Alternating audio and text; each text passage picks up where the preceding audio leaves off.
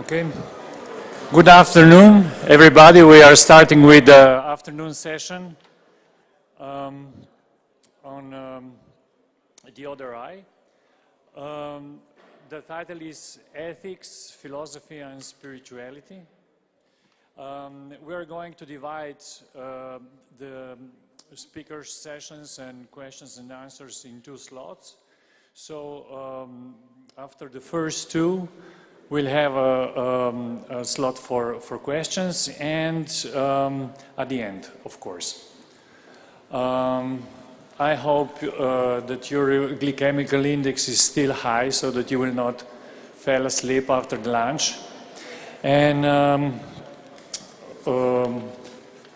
by not losing important time, I will introduce first speaker, which is Joanna Bryson from the United States. I'll read a short intro. Joanna J. Bryson is a transdisciplinary researcher on the structure and dynamics of human and animal-like intelligence. Her research covering topics from artificial intelligence through autonomy and robot ethics and onto human cooperation has appeared in Venices ranging from Reddit to science. She holds degrees in psychology from Chicago and Edinburgh, and artificial intelligence from Edinburgh and MIT. She has additional professional research experience from Princeton, Oxford, Harvard, and LEGO, and technical experience in Chicago financial industry and international management consultancy. Bryson is presently a reader, associate professor, brackets, at the University of Bath, and an affiliate of Princeton Center for Information Technology Policy. Please, Joanna, take a place. All right. Okay, so, hello. Thank you very much, Scott. I want to say, can you see my title now? I can see it, but I don't know, can you see it? So I apologize if it looks like I'm being rude to the organizers, but I've been using this title for about a year and a half now, but I did, of course, choose it for here. But yeah, the opposite of the Andresisch, right? The why not to other AI? And when I say other here, it's sort of a joke. In American English, to other is something that you talk about when you take someone and you exclude them from your in-group. But here, of course, what I mean is that we include AI as a human, and I say let's not do that. So let's talk about that. First of all, I want to point out that artificial intelligence is already here. So when people talk about this, they're often talking about some not so distant future. They often say, oh, 40 years, 60 years, which is also about how long they think it will take to understand consciousness. So anything that's too close to us, we push it just past our own lifetimes. But actually, this stuff that you're seeing on the monitors, that really is artificial intelligence. It is machines doing things that require intelligence in nature, right? And that's all artificial intelligence is. All right, so I don't know how many people have heard of deep learning, but some people think, oh my goodness, like things are really changing now. We have a new magic. And the new magic is going to make artificial intelligence so much smarter than humans that we won't be able to catch up, that it will know everything, it'll be omniscient. And then it will become human-like, which is already a contradiction because humans are not omniscient. But anyway, learning isn't magic. No single algorithm can suddenly know everything. And I'm going to go into a few slides about this. But I think there's a confusion because people tend to think that artificial intelligence is a form of mathematics. Mathematics is eternal, right? Mathematics is something that, that just is. But computation is a physical process. It's something that happens in the real world. So computation requires time to happen, it requires space for the memory, and it requires energy to happen, all right? So getting to do the right thing at the right time, and that's the most basic problem of intelligence, is a kind of search. And when you're trying to understand why search is hard, or why it's hard to be smart, there's a technical term for this in computer science. It's called combinatorics. All right. So this is my one-slide version, because I only had 25 minutes, and they asked me to talk about a lot of things. My one-slide version of combinatorics. Pretend you have a robot that can only do two things. It can go right or it can go left, right? So if it has only one step, it can only do two things. If it can do two steps, it now has four things it could do, right? And you can kind of see how that goes. And that may not seem that exciting, but you go from here to here in 9 months, all right? That's a big deal. There's more possible short chess games. I'm not talking about moving the rook back and forth. I'm talking about a 35-move limit. There's more possible short chess games than atoms in the universe. So no machine is going to know everything. No human is going to know everything. We can't have it all stored somewhere, right? And I can tell you that biology is a lot more complicated than chess, right?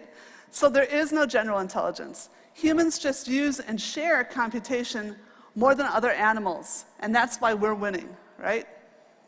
So I have no idea what that is. There we go.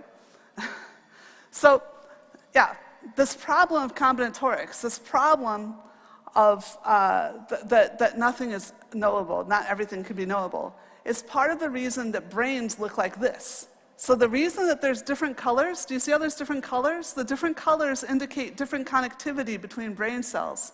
The different regions of the brains use different architectures to solve different problems, so they learn at different rates. Why should that be? If there was one magic algorithm, we wouldn't have to be like that. But it's because different parts are concentrating on different things. The most obvious, right at the front there, is the eye, right? The eye is trying to do something very special. It's obviously completely different from the rest of the brain. It's not getting light on it, right? Only the eye is getting light on it. So that's just the most obvious example. All right, so my claim here is the reason that machine learning is doing such great stuff so far, or suddenly, is because we've gotten really good at uploading the search we've already done. And the name for the search we've already done, the name for all this knowledge, is basically culture, all right? So that's why we're so much smarter than the chimpanzees, right? The other eye that's on our poster here, right? We're not that much smarter than chimpanzees, but we communicate a lot better. It's only in the last 10,000 years, since we've had writing, that there's been more hominids than there were macaques, right? Macaques are monkeys, not chimpanzees, but still. All right, so yeah, sorry, I don't have any macaques in my backyard, so this is... yeah, animals can be cute, but we're the ones with the laptops because we have language, and that allows us to transmit and save more information, okay? All right, so the reason for the first half of my title, there is no AI ethics, is because AI ethics and human ethics are actually the same thing, okay? And that's because AI is not another, it's just another way that we humans process and extend that tiny fraction of knowledge that we have, okay? So it's just something, it's another way that we are doing discovery, it's another tool that we use, all right? And I can prove this because I put a paper into Science, haha. Actually, that's not really a proof. Science doesn't prove things, it just makes things more likely, right? But anyway. So what that paper is about is meaning, also known as semantics, okay? And so the question is, what does it even mean to mean something? Well, one of the theories is the word's meaning is exactly the same as how you use it.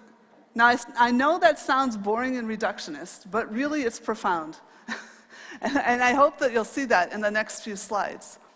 So one of the things we figured out some years ago, and it was necessary, this is the technology that underlies web search, is that we can find out semantics, we can figure out the meaning of a word just by counting the other words that are nearby it. So we just count for a small, back in the 90s when computers were small, we just took a small list of words and said, how many times did this word occur next to the word that I'm interested in? I'll give an example soon, it'll get clearer. Okay, and so then we would keep count of that, and we'd have it in something we call a vector, for those of you who've done mathematics. So you just keep track for 75 words, just literally, did it appear 3 times, 7 times, right? And then we could use those vectors to say how close are 2 words to meaning the same thing. So if they have similar neighbors, they probably mean the same things.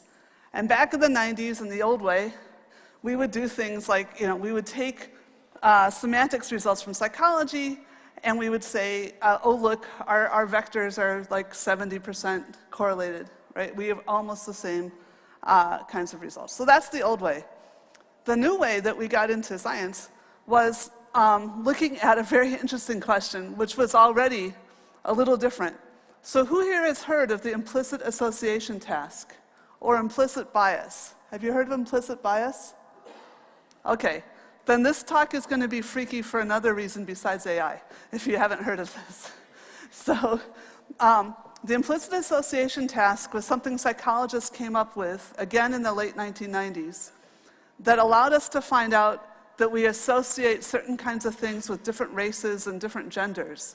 And the way we found out was by asking people to click on a computer. So for example, the picture you see here, the question is are boys more mathematical and women more, compared to each other? If you're thinking of math and you're thinking of reading, would you associate the boys with the math or the girls with the math? Or the boys with the reading or the girls with the reading? All right? So it's a complicated procedure because you're saying, well, which is easier? To match up boys in math and girls in reading, or boys in reading and girls in math? Okay? And if you're asked to do that, we see how fast you can go, and we see by that so in the ideal world, of course, everybody would do math, right? And everybody would read. And so it should be no harder to do one pair than the other. But what we look at is how much harder is it to do one pair. Okay, so yeah, the associated concepts are easier to pair, and the differential reaction time, the differences in how fast you can click, is how we measure the bias. All right. I'm sorry this is slightly out of order, I think. Just to be clear, we're not for that's how the human data is coming. Now here's how the computer data is coming. We're not saying that artificial and intelligence mean the same thing because you see them together. We're saying that because you hear of artificial intelligence and you hear of artificial flowers, but you never hear about artificial deplorable, then that means that intelligence is more similar to meaning of flowers than it is to deplorable. Okay, so it's the words next to it. So that's the data we're using. Okay, and nowadays we call these things word embeddings. And as I said, this is the core technology to search engines. So guess who has made very good ones available? Google. So we didn't create our own. We used the ones from Google and also some other ones from Stanford. Because we didn't want to introduce prejudice ourselves, we just said we're going to use the standard ones that are used in everybody's web tools. All right. So this is the gentle warm-up, so you don't have to be too worried. We're checking whether flowers are more pleasant and insects are more unpleasant, or if flowers are more unpleasant and insects are more pleasant. So I hope nobody will be offended if we decide that the flowers are more pleasant. And in fact, for humans, if you're a psychologist, these are huge numbers, or tiny numbers, depending on how you think about it. But this is an extremely significant result, all right, with only 32 people. So humans have a very hard time matching up insects with pleasant words and flowers with unpleasant words, okay? The computer shows the same thing. All right? So I think this is already cool enough to put into a good journal. But what makes it sensational is we have the same thing with race. Okay? And so again, this was a huge finding. that some people were doubting. Nobody wanted to know that they had these prejudices. And let me say, it isn't that everyone has a prejudice. This is about the implicit association. So how quickly you can implicitly do things. Scientists had already proven that the implicit associations are not directly correlated to explicit behavior. Okay, so what you choose to do, who you choose to work with, you may actually have a small implicit bias but be really racist, or you could have a big implicit bias and not be racist at all. All right, so that's an important distinction for the humans, not for the computer. For the computer, we've only got the words. We've only done this measure, so that's all we have. All right. So similarly with gender, and because I only have 25 minutes, I'm only showing you 3 results here. Okay, but every one of the results that have been done using words by the psychologists, we found the same result, okay, for all the papers. All right, so this is super cool. This shows that only using words, just reading words off the internet. I didn't tell you that. The words just came from the internet. It was the English language web, okay? So we actually did 2 things. With the Stanford set, we used the English language web. With the Google set, we used Google News. And again, those were just things that were provided by those 2. So the words from Google News and the words from just the English language internet. So just by looking and counting words, you can find out something visceral, right? You can find out something visceral, like the fact that insects are unpleasant. All right, that's amazing. What's a little disturbing because of what we know about the prejudicial results is that the same process also gets at true facts about the world. Okay, so you can say, well, insects pleasant, is that true? Well, it's kind of visceral, right? But here is some actual statistics. So on the left is the 2015 US labor statistics, where for a particular word, on the bottom, on the x-axis on the bottom, that's how many people held that job, or what proportion of people that held that job were women. Sorry, okay. So on the left, the blue dots are things like programmer, unfortunately. I used to be a programmer, but there's hardly any women programmers left. It's really weird. Anyway, and on the right, in the red, is upper right of the left side, is things like being a nurse, where there's hardly any men. Okay, so that's what's on the bottom. What's on the side is exactly the same representation that gave us those sexist results before about math, and also about being more domestic and less interested in careers, things like that.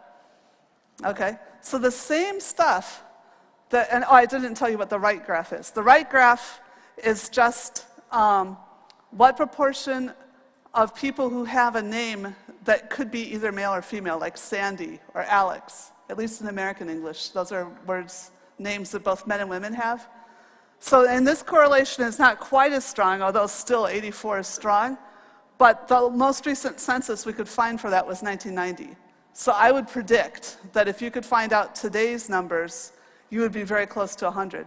Because part of the reason we only have 90% correlation on the labor statistics is because jobs have more than one word, and this technique only works for one word at a time. Okay, so that's the weakness. I mean, 90% correlation is great, but we could have done better. Okay, so what does all this mean? The implications are, well, possibly when we think about, this is how computer scientists talk about bias. So bias is just a regularity that you've observed. It's information, it's what you want. Remember at the beginning, I said the brain was biased to understand certain kinds of information. So bias is just information. It just means there's regularities in the world. A stereotype, and this is the new idea, is that the stereotype, well, we have the word stereotype. It's bad beliefs, right, that, like those implicit associations. But what we propose, given that we showed this relation to the reality, is that of all the biases that you might learn, the stereotypes are the ones that society has decided we don't want anymore. So it's a fact, for example, for the domestic things, that women have stayed home longer and men have had more careers. That's just a fact. But we call it a stereotype because we don't want it to be a fact any longer. all right? And then the point from an artificial intelligence perspective is that there's no way for the machine to know the difference, right? Prejudice, and now this is technical, this is out of sociology. Prejudice is when you act on stereotypes. So this goes back to that complicated part about the implicit bias. It's not bad to have the implicit bias, it's bad to act on the implicit bias, okay? And that's when you call it prejudice, all right? So it would be bad if we let AI act on the thing that it absorbed directly from culture, right? Okay, back to the title of this whole meeting. If AI shares our prejudices, does that make it a person? Okay? No. All right. Thank you. All right. Thanks. All right. I will give you, how many minutes have I got left? 7. I still have 7. Good. Okay. Because I got to give you 5 reasons not to other AI, and believe me, there's a couple more slides too. Reason number 1, moral hazard. Do you know what that means? It means something that attracts you to doing bad. Okay? So we already think, when we see something that reminds us of a human, we treat it like a human. Even little babies, when they see humanoid robots, they treat them differently from robots that are just boxes. Okay? So we're basically pre-programmed to think that something that looks human, we should be nice to it. Okay? So that means that well before we actually have created AI that deserves human status, people will be arguing that deserves human status. And that means that we can be exploited. All right? So it means that a politician, probably not Angela Merkel, could blame a robot for blowing up a village, right? A robot weapon, right? Or that a commercial body could blame a robot, or could say that a robot was a person and was responsible for its own tax liabilities, even though that robot is doing business for the commercial organization, right? So reason number 2, second order moral patiency. What I mean here is, let me show you what I mean. Let's do the build. Why would we want to build robots that would suffer? Okay, why would we want them to mind being owned, right? So what I mean is that I think it would be unethical towards the robot to make it possible to be unethical towards the robot. That's why it's second order. I apologize for those of you struggling with, I apologize to the translators, right? But but you don't, moral patiency is something that we are obliged to take care of, and what I'm saying is that we are obliged to make sure that we are not obliged to robots, okay? So, right, there it is in text. We are obliged to build robots. We are not obliged to. Some people think this is a double standard. No. What I'm saying is pick one standard, decide what it is to be obliged to something, what makes people special, and then don't build that, okay? For example, one thing about humans is we're unique, right? And if we're killed, then we're lost forever. You could back up a robot's brain if you build it correctly, right? You could say, we want to make sure that we can back up the brain. Okay, that's just one example. Okay, number 3, fear of robot apocalypse. Everybody looking for Arnold Schwarzenegger and going, oh, where's the glowing eyes, right? It's distracting us from the fact that AI is already a threat, right? It's a promise, too. It's doing all sorts of really cool things. I'm not an AI, skeptic. But there are all kinds of things. When we increase communication, we also increase interdependence. And this is making it harder to govern. All the companies and all the things that we're able to do things, we do work for Google and Facebook. And airline companies, Austrian Airlines had me typing in forms for it, right? And it didn't pay me for that. Well, it kind of did. We barter, right? We get a lower price, they get some labor, and everybody's happy, except there's no tax. There's no denomination, there's no tax, and then you have massive inequality building up in the OECD, right? And all the money goes in a few little piles. So all kinds of things are happening that way. Of course, all the issues of privacy, which I think Sandra's going to talk about. So where did Sandra go? I'm completely confused being in a circle. Anyway, are you going to talk about privacy? Oh, yeah. Okay, so right. So pretending that AI is something that might be a threat in 60 years ignores the discussions we should be having now. So please don't let people tell you, oh, that's not real AI. It's really already here, and we already are more intelligent, and we're able to perceive things we could never perceive before, and predict things we could never predict before about each other's behavior. And that can be dangerous. Okay, fourth, now it gets more, again, sorry, translators, now we're going to get more obscure. Although actually German is a good language for this, right? People try to figure out what's special about people. And I think the main special thing is that we invented the whole idea of being special, right? Every species, every social species works together. That's sort of what defines a social species, right? So we are here, and the way we make things work is by being social. And so our society defines the entire concept of responsibility, and we enforce it, and we've evolved to be in that kind of a context. So for example, you know, if you have a little child, and that child is excluded, it doesn't matter how well you raise them and how well balanced and everything, if that child is excluded socially, even if an adult is socially excluded, it hurts them. It lowers their life expectancy, right? And that's true for fish too. Dogs, fish, apes. It doesn't have to be true for robots, right? We have a choice about how to build these things, right? In fact, when we build something, good design, good engineering that we can be responsible for tends to be modular. So suffering is inextricable. It's something you cannot take out of being an animal, right? But anything is extricable from a modular AI, right? So this is why the whole concept of a well-designed AI suffering is incoherent. Now, we could talk about other things like scanning in brains. Now, I'm not sure that's technically feasible, but if you did, you'd basically have a clone. And I am not talking here about clones. If you build a clone, then of course, it's like a human, and most of us think we shouldn't build clones because it's wrong to own other humans, right? All right.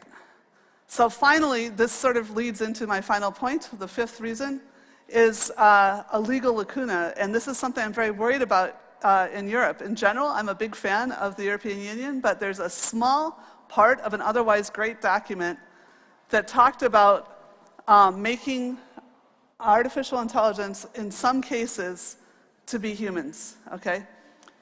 If we assign personhood to artifacts, then we allow other individuals and organizations to get out of their tax and legal liabilities.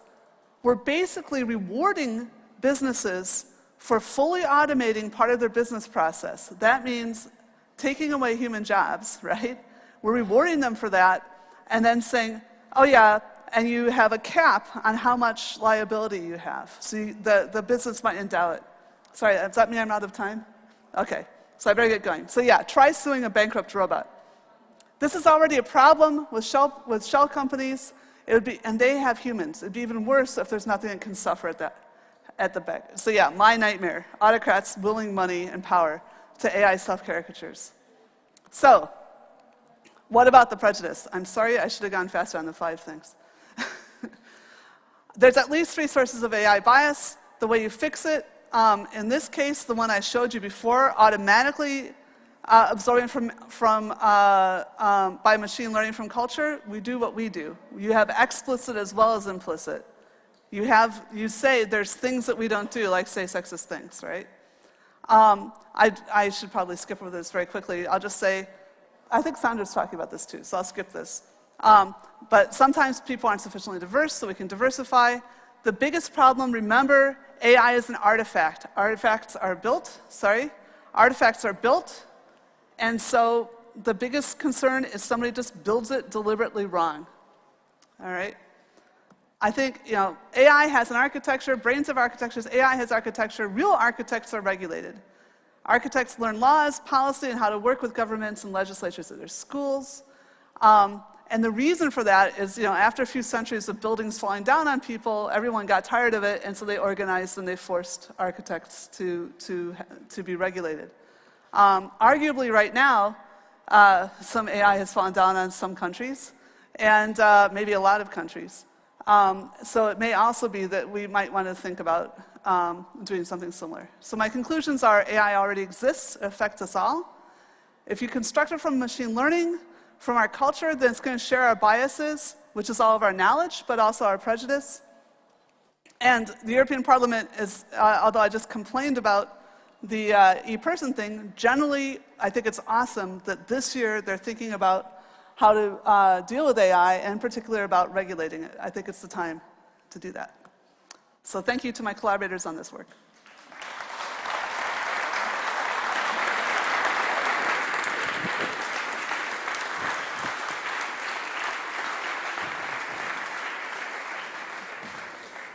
Thank you, Joanna. I'm inviting now Dr. Sandra Wachter, and I am obliged to make a short introduction. Dr. Sandra Wachter is a lawyer and postdoctoral research in data ethics and algorithms at the Oxford Internet Institute. Sandra is a member of the Ethics and Philosophy of Information Research Cluster and the Digital Ethics Lab. She is also a Turing Research Fellow at the Alan Turing Institute in London, a member of the Law Committee of the IEE, and serves as a policy advisor for governments and NGOs around the world on regulatory and ethical questions concerning emerging technologies. Prior to joining the OII, Sandra worked at the Royal Academy of Engineering on topics such as connectivity, AI, and autonomous systems. Sandra's research focuses on the legal and ethical implication of big data, AI, and robotics, as well as governmental surveillance, predictive policing, and human rights online. Her current research focuses on ethical design of algorithms, including the development of standards and methods to ensure fairness, accountability, transparency, interpretability, and a group privacy in complex algorithmic systems. Please, hello, Mr. Sandra Wachter.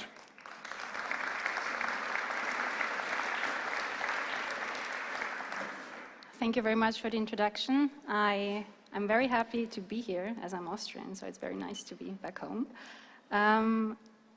As has been said, I do stuff on the ethical and legal implications of emerging technologies. And in my talk today, I want to get two messages across. The first is, I believe that lawyers and policymakers unfortunately don't always understand how technology works, which is reflected in the legal frameworks, and we can see that they don't fully understand how it works. And the second thing is, I think policymakers and lawyers need to understand ethics a bit better. And ethics needs to be factored into decision-making procedures when laws are designed.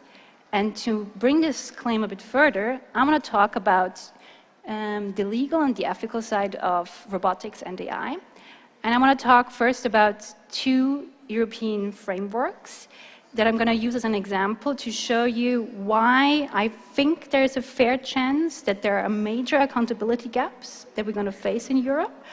And then I propose a couple of examples of how to close those gaps. And then I want to move on and talk about the ethics, which is not what's legally required, but what's ethically desired in a society.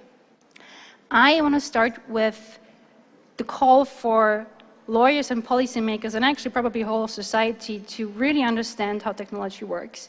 And I think the most important thing is that we have a holistic view of AI and robotics. We need to understand that big data and automated decision-making means an algorithm is making a decision about you as a human being, which is also often coupled with AI. And robotics, they have similarities. They are deployed in similar areas. They fulfill certain tasks that are similar, and therefore they have the same problems. So, for example, we use AI and robotics in the workplace. So if you apply for a job nowadays, an algorithm might be used to filter CVs out. The algorithm is making the decision whether you get a job interview. An algorithm is making a decision if you get hired or fired or promoted. Robotics are also often used in the workplace as co-workers, service robots, for example. So they are becoming part of the job market. Algorithms and robotics, they're also used in the criminal justice sector. So, for example, judges use algorithms to decide whether somebody should go to prison, how long they should go for prison, if they should be granted parole. They are being used for predictive policing. And robots as well. We have policing robots, patrolling robots. They're fulfilling similar tasks. Health sector, also increasingly important. So medical professions like doctors use expert systems for diagnosis, for treatment plans. We have robots in the healthcare sector, for surgeries, for example, for care.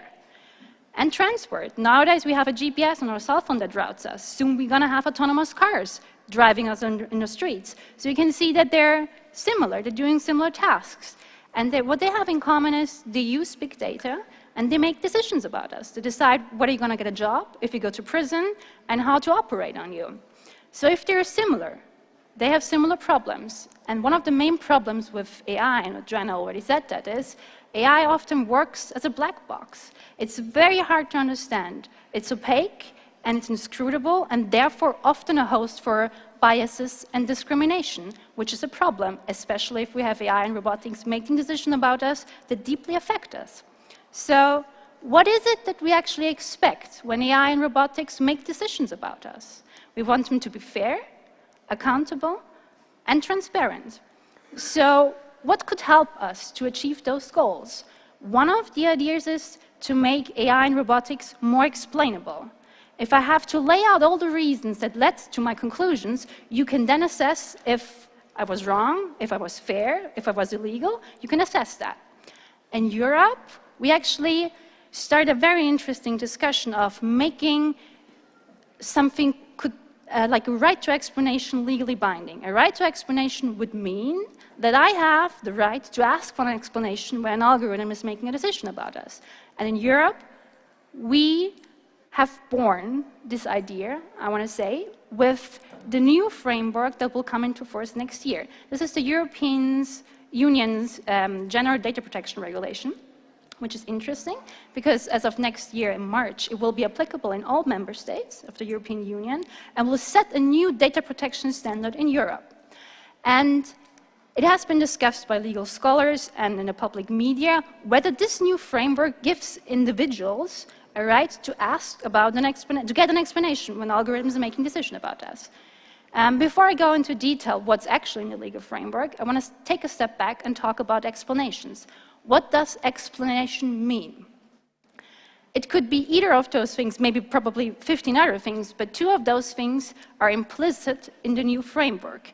You could either think about explanation about system functionality, so how the system functions in general, or you can think about an explanation about the rationale about an individual decision. Just to give you a basic example, if I apply for a job, my maybe future boss could tell me, well, I'm going to collect a bunch of data about you.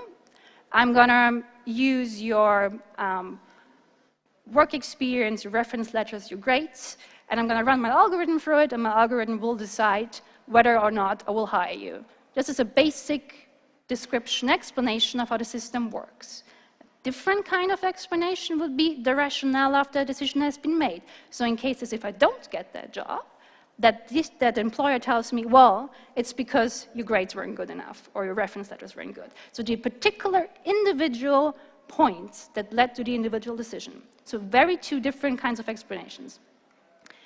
What has been discussed in the recent months and in the media, in academic papers, even in policy reports, is that it is believed that the new European framework, the GDPR, the General Data Protection Regulation, will give everybody in Europe the right to ask for an explanation whenever an algorithm is making a decision about you. So an explanation about the rationale, so the individual circumstances. And I thought that was quite interesting, and it would be groundbreaking if we had that. So me and my co-authors, we looked at the legal framework, and we wrote a paper saying that we don't actually think that's going to be happening according to the law. So we wrote a paper where right to explanation does not exist, together with Dr. Brent Middlestead and Professor Luciano Faridi, both also at the University of Oxford. And we assessed the legal framework and came up with a couple of ideas why we think that we actually think there is not going to be a legally mandated right. And the paper was actually interesting because it launched a public discussion especially in the UK, where the House of Commons has now launched a public inquiry on whether we need new mechanisms to regulate and whether the European framework is actually sufficient to guard against those risks like biases, discrimination. So I don't have much time. I want to just give you a couple of pointers, what we found out in that paper, and I have to be a bit technical with the legal stuff, but you will see later what is important to understand. So I hope it's not going to be too boring and too technical, but I'm trying my best. I'm going to reverse it and give you the conclusion of the paper first and then give you the explanation how we arrived at that. So what we think will be legally mandated in Europe is that the framework will give you a right to be informed. A right to be informed if someone is planning on making decisions about you using an algorithm. And if they're planning on doing that, they have to give you information about how the system works. So as I said, a basic description of the system functionality. But, and this is very important, those safeguards will only kick in if the decision-making process is solely automated. That means that there's no human in the loop, which is tricky. Because if you think about the hiring decisions, I could use an algorithm to decide whether I should get a job. But if I tell you, I'm not going to hire you, it's not an automated decision anymore. Because the final say was not the algorithm, it was a human.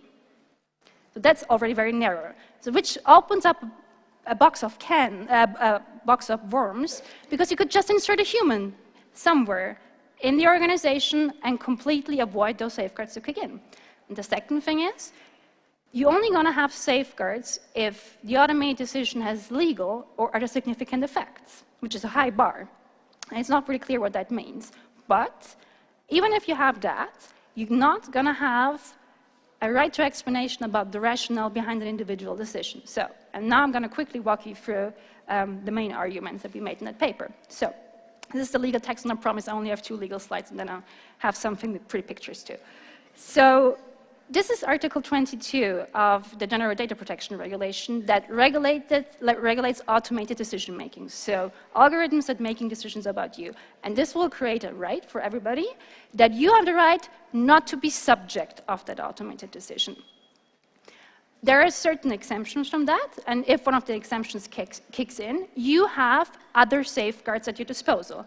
One of them is to obtain human intervention. That means you get a decision and you can request that you could talk to a human being, basically someone with a pulse. That's going to be one of the safeguards. You have also the right to express your view and to contest the decision, which is very good and great, but it doesn't say anything about an explanation. It's not there. You can check. I checked various times. It's not there. So the question is, why has this been discussed in Europe? Why did this rumor about the right to explanation emerge? And this is the answer. The right to explanation is only mentioned once in the whole GDPR in Recital 71. So, recitals themselves are not legally binding. They only give you guidance, like for example for judges, on how to interpret the legally binding, enforceable text if there is ambiguity. But they cannot create standalone rights. They are not enforceable. They cannot create other rights that are not in the legally binding text. And what's interesting here is the safeguards that I mentioned, obtaining human intervention, talk to a human being, contesting the decision, expressing your views, they are all in the recital and in the legally binding text. But the interesting distinction is the right to explanation is not. And funny background story about that. We looked at the trilogue negotiations. So this is the negotiations that happened during the 4 years when the framework was drafted, between the European Parliament, the Commission, and the Council. And the European Parliament saw that loophole and said, please put it in the legally binding text. We want that. It was not adopted in the end. So you can see there was political will to give birth to an idea, but not give it the full legal standing that the other safeguards have, which is interesting. Doesn't mean it could be developed over time, but I doubt that it's going to be enforceable in court. However, there are 3 other provisions in the GDPR, and this is where I base my argument for system functionality on, that are going to give you some transparency mechanisms to understand what's happening to your data. So this is Article 13 to 15 in the GDPR. 13 and 14 are notification duties. Notification duties means as soon as a data controller, that could be a company, that could be anyone, somebody who's planning on processing your personal data, as soon as they collect the data, they have to inform you about the existence of automated decision-making. So they have to inform you, hey, we're going to use your data because we want to achieve A, B, and C. I'm going to use your data to decide whether you get a loan, whether you're going to be admitted to university, whether you get fired. They have to tell you this in advance before they start the processing. And in that time, they have to give you meaningful information about the logic involved, the envisioned consequences, and the significance. That means they have to tell you, we're going to use an algorithm, we're going to run it, basic description of how it works, the aim and the purpose of that. So this happens before the decision has been made, which means logically, it cannot be about the rationale because the decision-making has not happened yet. You could also request the same information at any time using the right of access, which is Article 15, but you're going to get the same information. This counter mechanism is just designed to give you a right to ask about the same information in case, for example, data controller forgets to inform you. So you have some leverage to get this information. So in my opinion, I believe that we're going to have some kind of transparency mechanism, but certainly not a full fenced right to explanation that gives you very detailed information about how the decision was reached. However, European Union has multiple objectives at the moment, and the other one is the European civil law rules for robotics, which has been discussed for various months now. Drafts been passed, working groups have been established. And what the European Union wants to do is to figure out if we need new rules that govern robotics. And we looked at that framework in particular, and we found a very interesting section there as well, which is Section 7. And it says here that the European Parliament urges the Commission to design new laws for robotics, and if they do that, they want them to be in full compliance with the data protection framework that I just introduced to you, especially concerning information obligations, which is the notification duties and the right of access, so the right to know about system functionality. And here's the old friend, a right to obtain an explanation after the decision has been reached. So, okay, interesting. Maybe it's not in the data protection framework. Maybe they're just going to introduce that right using civil law rules for robotics. And actually, that would not be a bad idea. Because if you look at robotics, explaining robotic behavior could be very helpful. I've listed a couple of applications here. So you see policing robots. If you get arrested because a robot thinks that you're a threat, you might want to know why. If you ride an autonomous car and you have a crash, you might want to know what happened in the process. Same comes true if robots are being used for surgical procedures or for care, or if we have them as companion robots or toys because they are interacting with vulnerable groups like elderly or children. We want to make sure that the systems are safe. So if something fails, we want to know what happened. And needless to say that weapons is obviously something that is where accountability mechanisms are important. If they targeted someone and it's the wrong target, we want the right explanation for that. So I figured, okay, interesting, maybe it's a different route. Maybe we get a right to explanation in this way. But, as you can imagine, we wrote another paper together with Dr. Brent Middleton and Professor Jennifer Reedy, which was recently published in Science Robotics, Transparent, Explainable, Accountable AI for Robotics, where we looked at that framework a bit closer, and we are not quite hopeful with that either. And the main reason for that is, if you remember Section 7 that I showed you where they called for this accountability mechanism, this is the section that was passed.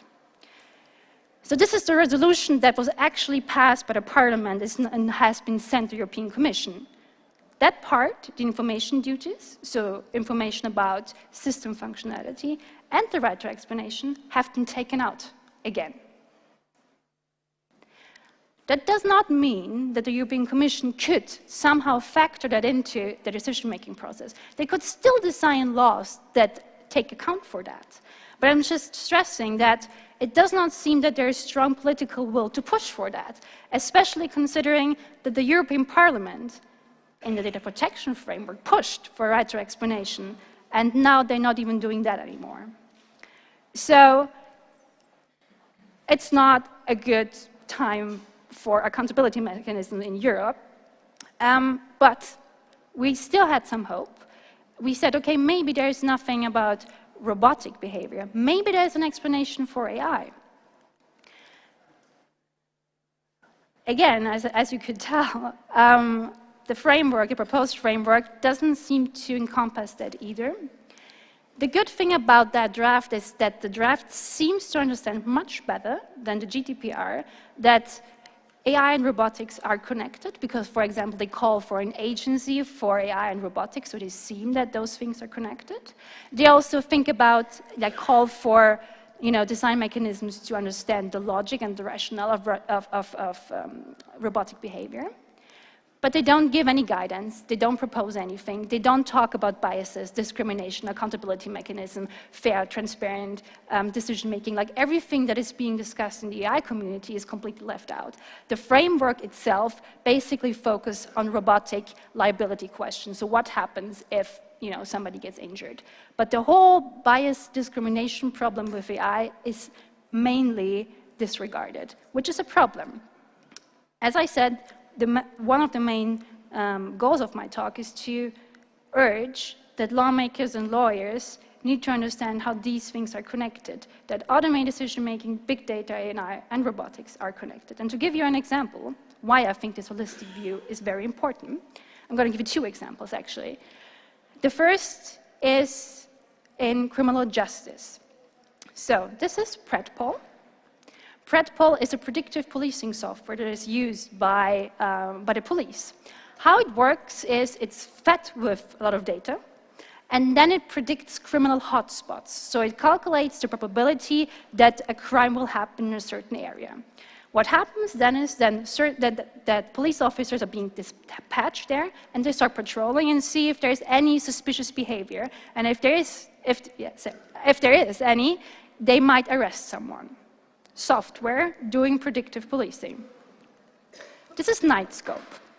This is a policing robot that basically does the same thing. It's patrolling up and down the road and is scanning if something is suspicious, for example, here with the weapon. What the robot does is calls the police and tells them, hey, send over some officers. Now I'm asking you, if you get arrested, do you really care if a robot or a software made the decision about you? Not really. You're going to want to know why you have been classified as someone who is dangerous, regardless of the hardware and the software involved. And the second thing is, even if I'm wrong about all of this, even if there is somehow magically this right to explanation in the legally binding framework, we're going to have massive accountability gaps because it does not fit. If you look at the framework itself, it just does not fit for robots. And I want to give you the example of an autonomous car. Imagine that you're sitting in an autonomous car and you have a crash, and you want to invoke your right to explanation. In order to get those safeguards, the first thing needs to apply. You need to be a data subject. A data subject is a person whose data is being processed. If you're sitting in a car, your data is not really processed. It's the environmental data that is being processed. And to contest the decision. So I'm asking you, if you have a car crash, how are you going to contest the decision? The decision that it was not brake but accelerated? The decision that something was classified as a human and not a dog? Are you going to go back in time and choose a different route? Like, contesting a decision when it comes to car crashes is probably very useless. But this is what I said, this is why we need to understand how technology works to design a framework that accounts for those things, that understands how technology works. So this was the legal stuff. And now I'm going to make things a bit more complicated because now ethics comes in. And because ethics always asks very uncomfortable questions that we also need to take into account for. Because legal compliance is not the only thing that is important about new technologies, it's also the ethics thing. We need to think about other things as well. Law just regulates after we have decided that we invite new technologies in our society. Ethics asks the question, should we do this in the first place? So for example, what about ethical impact assessment? Is automation always ethical? Are we kind of shifting more responsibility towards a machine? Are we getting off the hook of being struggled with a certain decision? Do we need to rely on algorithms? Must we not rely on algorithms in certain contexts? For example, predictive policing, right? Or judiciary. If a judge, like I want to understand that a judge is struggling of making the decision of if somebody should go to prison, maybe we shift him more responsibility if he's just going to press a button and say, well, computer said so, you have to go to prison. Maybe this human element of struggling needs to be there. Maybe it's not ethical to do that. The same comes true if you think about AI and robotics used in care, especially care, where we have human-human interaction, where we have doctors having very personal relationships with their patients. If we shift everything towards a robot, is that ethical? Or is it okay? Is this a new area and it's completely okay to do that, right? So it's very important to think about whether using algorithms at all times and robotics at all times is actually a good idea. The next thing is, and I think Joanna already touched on that, is ethical design. This is a design question. How do we design robots and AI that are ethical? So for example, chatbots. If you book a flight nowadays, you go online and you usually have like a chat assistant coming up and advising you what to click. Sometimes they're designed so well that it's not fully clear that this is not another human. Should there be a requirement that it's always clear that you're talking to an AI? Same comes true for AI assistants, right? If you look at Alexa and Siri, they all have women voices. How do we feel about the fact that we're using something that is a servant and attaching a woman's voice to it? Is that ethical, right? We're using care and companion robots who are not human beings. As Joanna said, they're not human beings, but by designing it in a cute, adorable way, is that ethical? Should we do that? Should we really blur the boundaries between AI and humans and robotics? And of course, weapons. Weapons are designed to kill people. How should we design them? And the last thing on ethics I want to touch on is ethical responsibility in general and automation. Even if we embrace those new technologies, we need to think about what that means for our society.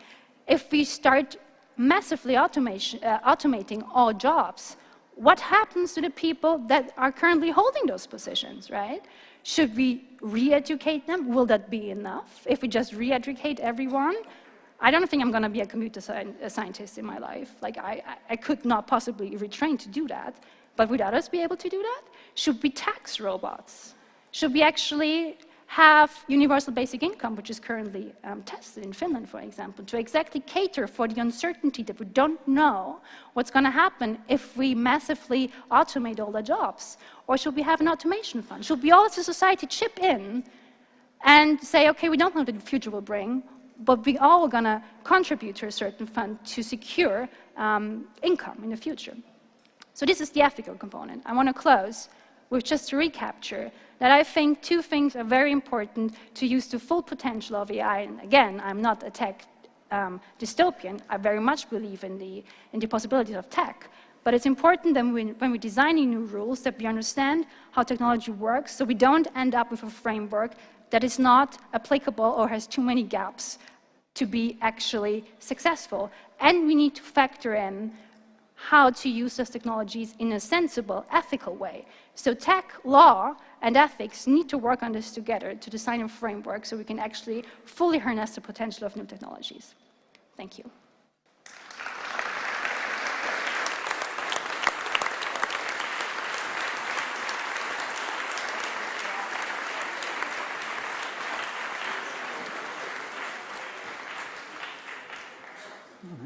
Hi, Sandra, may you stay here? And Joanna, can you join me?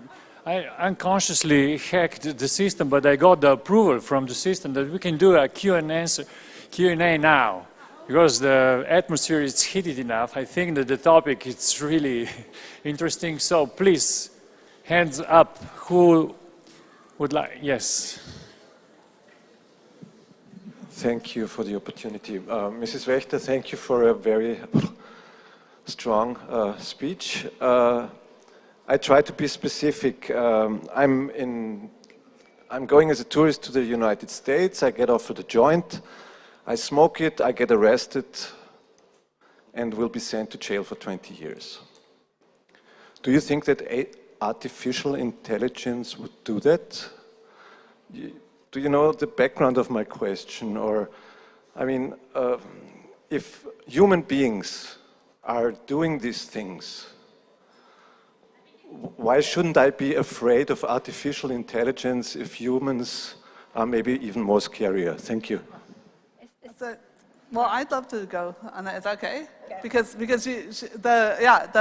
I'm going to say something challenging to you, so then you can come back. Because one of the things you did much better at keeping time than I did, but that I glanced over very quickly, was that one good thing about artificial intelligence is that if it is transparent, then when there's a poor decision, it's there explicit, and we can go back and we can keep improving it. So when there's a mistake made, and to some extent, you can even think of the legal system as artificial intelligence in that sense. We already do sort of iteratively improve it. So in some ways, for example, with the driverless cars, you know, they have all these questions about should it hit the pedestrian or save the person inside. We already have that problem. The SUVs are already a decision to kill the person outside to save the person inside. And that was a decision taken for economic and political reasons, that these things that are basically trucks were called cars, right? Now we get to revisit that decision and we could change it, right? So I'm not sure if I had a feeling this was challenging what you were saying, on the other hand, if you're talking, and this is what the Obama administration was very worried about in the United States, was if we snapshot how things are right now, so if we grabbed a time when you got 20 years for your first offense, and as the Obama administration said, if we encode the results of 200 years of bad policy into our AI now, right? So maybe, you know, because you're Dutch, it's more likely that, I don't know if you're Dutch, but because you're Dutch, you're more likely to get this accusation, or somebody's more likely to search you with a sniffer dog or something, right? So we don't want the priors set by something historic and then carved, you know, into the AI and never updated. And that. No, I actually agree. I think that AI has potential to make decisions fairer and more transparent, and especially because AI is not a human, right? So with humans, well, they can give you all kinds of explanation why they make decisions, right? If you don't get the job and I think it's because I'm a woman, I'm just going to say, no, it's because of your grades. There's just no way to really know. I could always lie to you. I can deceive you. I could also bribe you, right? Well, I could also believe that was true and not know myself that I'm sexist. Exactly. I'm a woman. Am I sexist? Probably, right? The implicit association test would show that. Yeah. But So, I could believe that I'm not. Yeah, so you have all kinds of implicit and explicit biases. This is just human nature. And algorithms don't have that like in their nature because it's not their nature. What they have different problems because they learn from biased data, and the data is biased because we are biased, and we are biased because we're humans, right? But with technology, we can at least find those biases and then actively act against them. So if you're hiring for a job, for example, so what you would do is, right, you have an algorithm and you feed it with all historical data of people who have held previous positions in the past, similar positions, right? And if I have a bunch of data set from the last 50 years of people who have held professorships, well, it will be someone who is white and male, and they would filter me out. But with those systems, we can at least see that, and then act against them and have affirmative action for certain groups that we want to protect. I would say another piece about this, about why another, bad thing about AI, because that makes it sound like AI, well, we should just use AI. And a lot of people want that to be true. But there's an awful lot of our intelligence and our experience that we don't put into words because we share them and we don't need to say so much about it. And that stuff is going to be very opaque to AI. So as I said, I think it's best to think of AI as an extension of human intelligence, that once we understand something well enough to make rules, that we can encode it there. But I think it's a good idea to keep humans in the loop, checking that the systems make sense, because there are a lot of unstated assumptions that we forget are unstated. I make an amendment, you mentioned architects.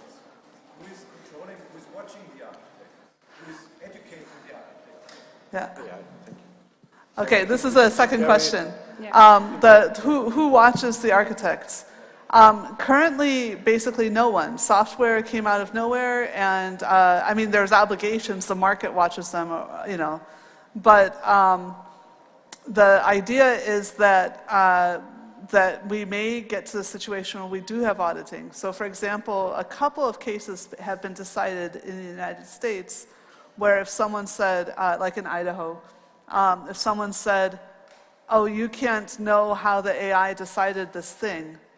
So what happened was this, that people suddenly got less money for their disabilities in the state of Idaho. And they asked why, and they said, you can't know because it's in a spreadsheet and it's a secret, it's IP. And the Civil Liberties Union took that case and took it to court.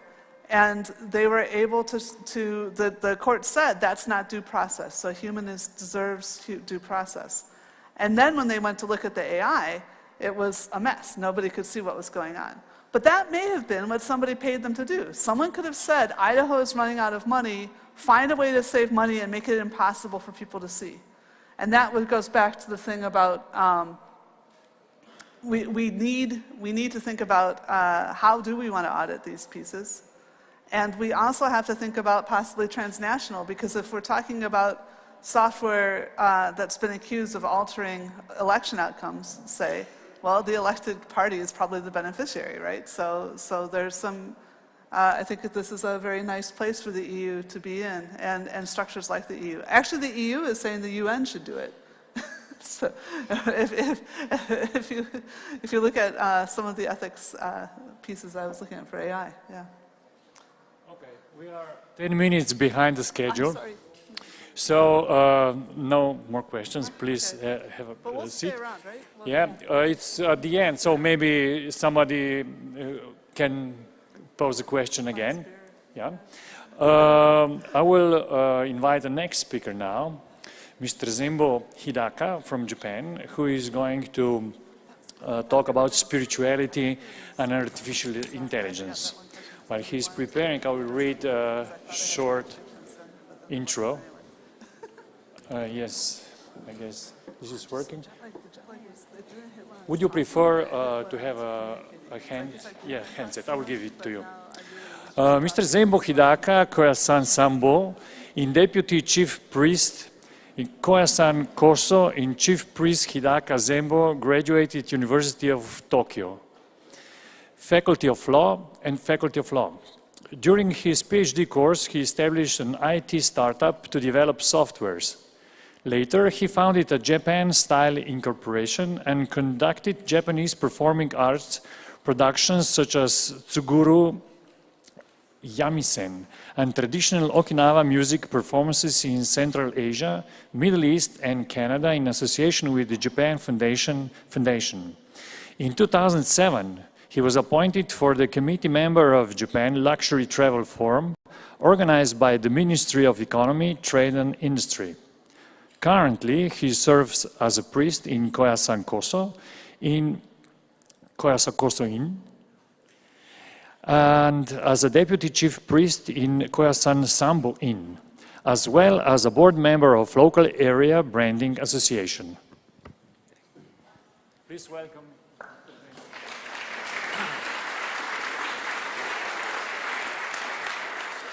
Thank you for introduction. Hello, everyone. It is a great honor to be here today to speak to this very distinguished audience. I am a Zenbo Hidaka, as you can see, a priest from Koyasan, Japan. I think there are many people who probably do not know about Koyasan, so let me introduce briefly about Koyasan. Koyasan was founded by Kukai 1,200 years ago as a place for Shingon Buddhists to train their spirit through meditation. Koyasan is a religious area in approximately 900-meter in altitude. 117 temples lined up, registered as a World Heritage Site in 2004. Koyasan is also a tourist spot, located about an hour's drive from Kansai Airport, and is crowded with tourists from all over the world. Koyasan won 3 stars of Green Michelin Japan. In 2015, the National Geographic nominated Koyasan as one of the top 20 destinations to visit.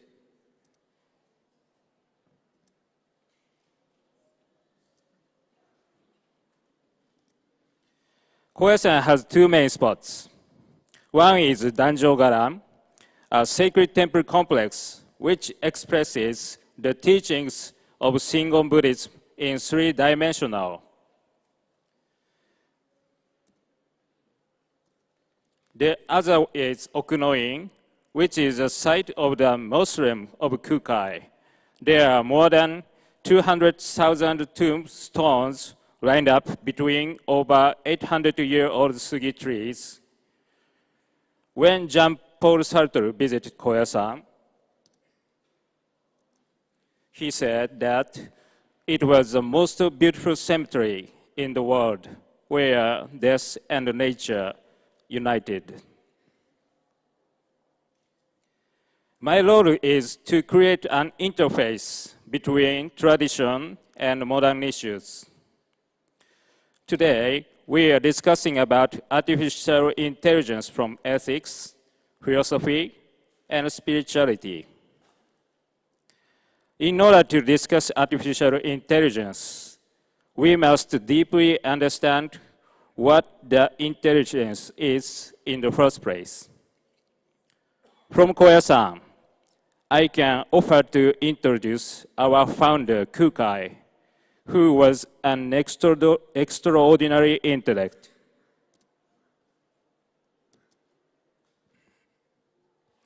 Who is Kukai? It is hard to explain him in one word. The first Japanese Nobel Prize winner, Hideki Yukawa, expresses Kukai as, in the long history of Japan, Kukai was the most versatile genius.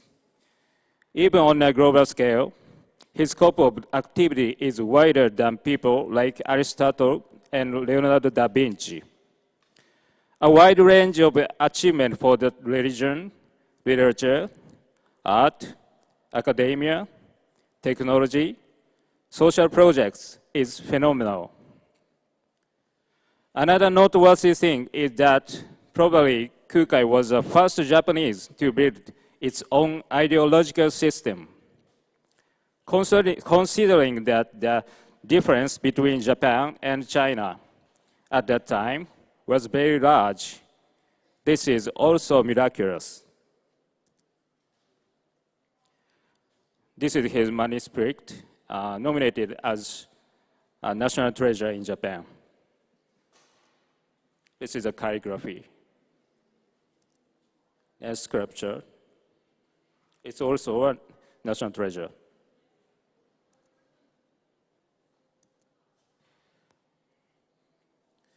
It is interesting to see a theoretical physicist to talk about a religious person in this way. The secret of Kukai's outstanding genius should lead to discussing the possibilities of intelligence. Let's see why he was able to acquire such outstanding ability. Kukai said as follows, "Then I met a Buddhist priest who instructed me in the meditative practice of Akasha Garuba, known as Gumonji-ho. The Gumonji-ho scripture says, if one recites this mantra properly 1,000,000 times, one will memorize all the scriptures, as well as the meanings of all the scriptures. Trusting the sincere words of the Buddha, I engaged in recitation constantly and diligently.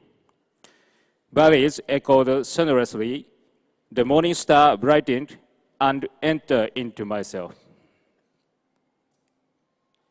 According to Kukai's words, he had chanted this mantra 1,000,000 times. And at the final stage of this practice, a shining bright morning star came into his body.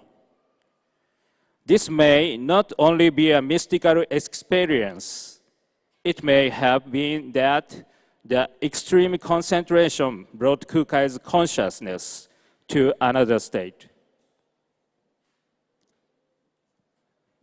Taiko Yamazaki, who is a practitioner and a researcher of this practice, said that this is not a hallucination, but the clarity of consciousness obtained by this Buddhistic practice.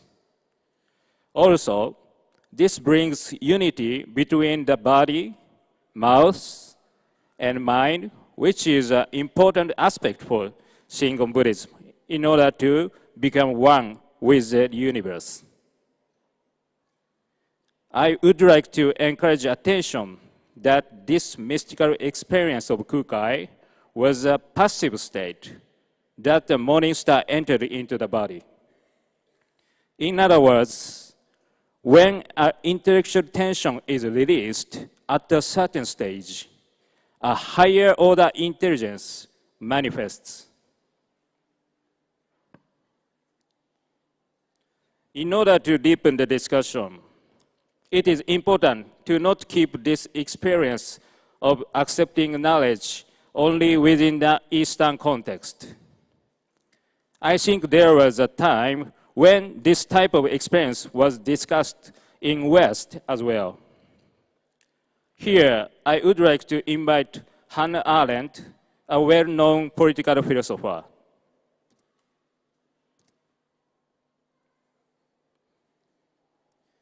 You may have a sudden impression, but in the argument about human activity, Hannah Arendt pointed out that the work creates artificial things and action produces web of human relationships. I believe that the appropriateness of her terminology implies that she is an important thinker in this era. According to Arendt, the way of life has been a big theme in Western history of ideas. In her book of Human Condition, Arendt discussed about the contrast between the two lifestyles. Vita contemplativa, a contemplative life, and vita activa, an active life.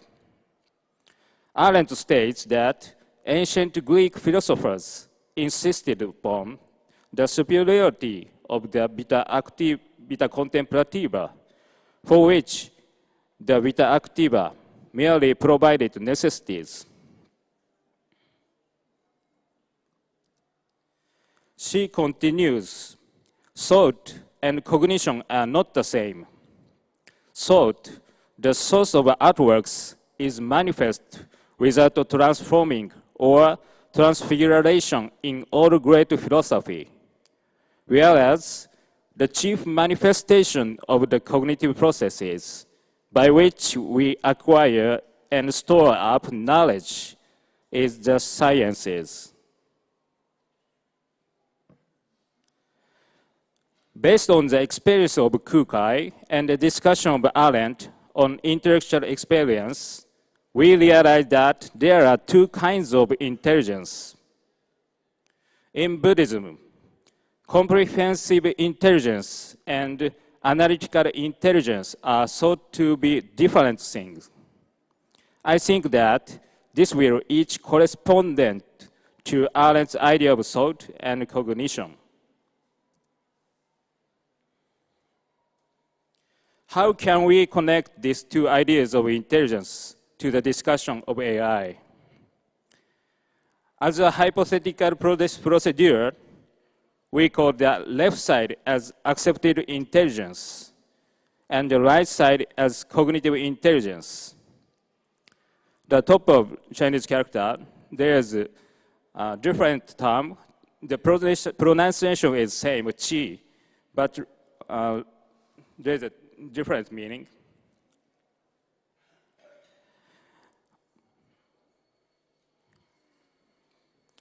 The current AI discussion, for example, deep learning, does not go beyond the category of cognitive intelligence. So does the discussion of singularity. How can we update the discussion of singularity? I think this framework provides an insight to our future discussion. Let's remind again of Kukai's experience. From his experience, we can think that the transition from the intensive concentrating to the passive mystical experience means the synthesis of intelligence. Here, this transcendental existence becomes the key for this discussion. Before the modern era, we believed in the transcendental existence, that is to say, God and Buddha. However, religion sometimes remained within superstition. It was the power of science based on cognitive intelligence that brought a paradigm shift. That is to say, Entzauberung. When technologies acquire transcendency and technology itself begins to penetrate into the area that religion once played, this situation should be called singularity. If so, it should not be called re-enchantment. It means that AI, which integrates the two types of intelligence, to be sanctified.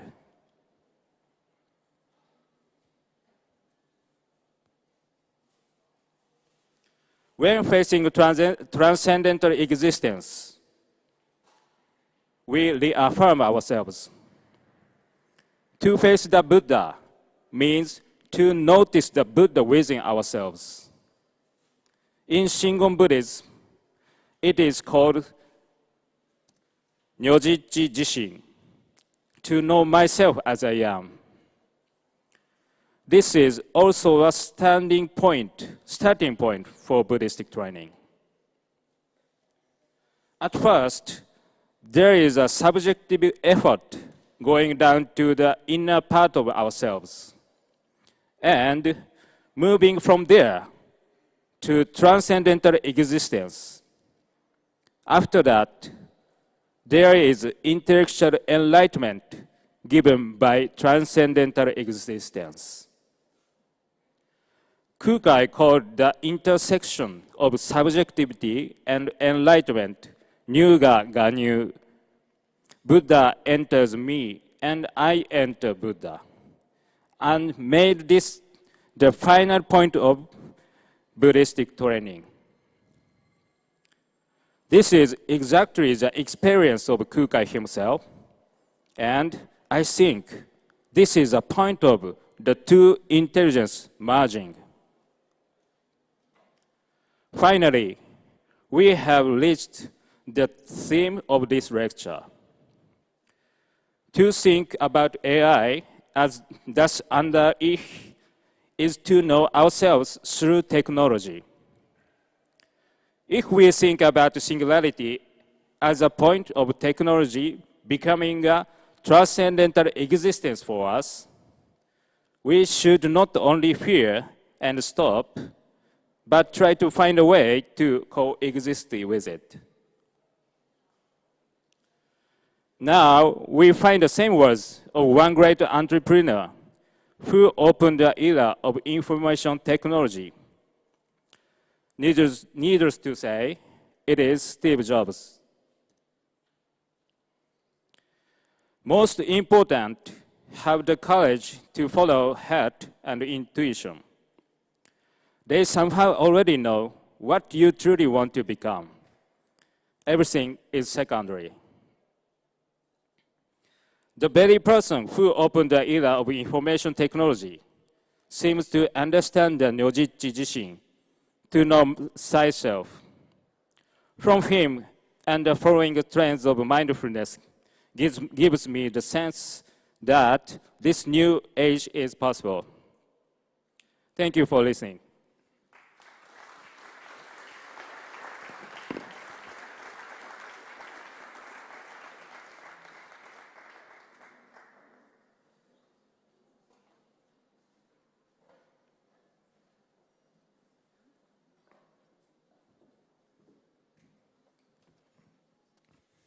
Okay, I'm introducing our next speaker, Mark Coeckelbergh. Mark Coeckelbergh is a professor of philosophy of media and technology at the Department of Philosophy, University of Vienna, and a part-time professor of technology and social responsibility at the De Montfort University, UK. Currently, he is president of the Society for Philosophy and Technology. His publications include Growing Moral Relation, Human Being at Risk, Environmental Skill, Money Machines, Neuromantic Cyborgs, and Using Words and Things, and numerous articles in the era of philosophy of technology, in particular the philosophy and ethics of robots and ICT. So please welcome Mr. Mark Coeckelbergh. Thanks for your... Does this work? Thanks for your kind introduction. Let me talk about romantic cyborgs. I should mention my talk is based on this book, which is much longer than the 25 minutes, obviously. So for people interested, can read more about this. So I'm a philosopher of technology. That's quite uncommon. Many philosophers have specific areas in traditional fields of philosophy. I do think exclusively about new media, new technologies. And I'm particularly interested in robotics, AI, and automation. Now, what I did in this part of my work was to in order to try to better understand my relation to technology, I looked at romanticism and used that as a framework to see if this could help with this.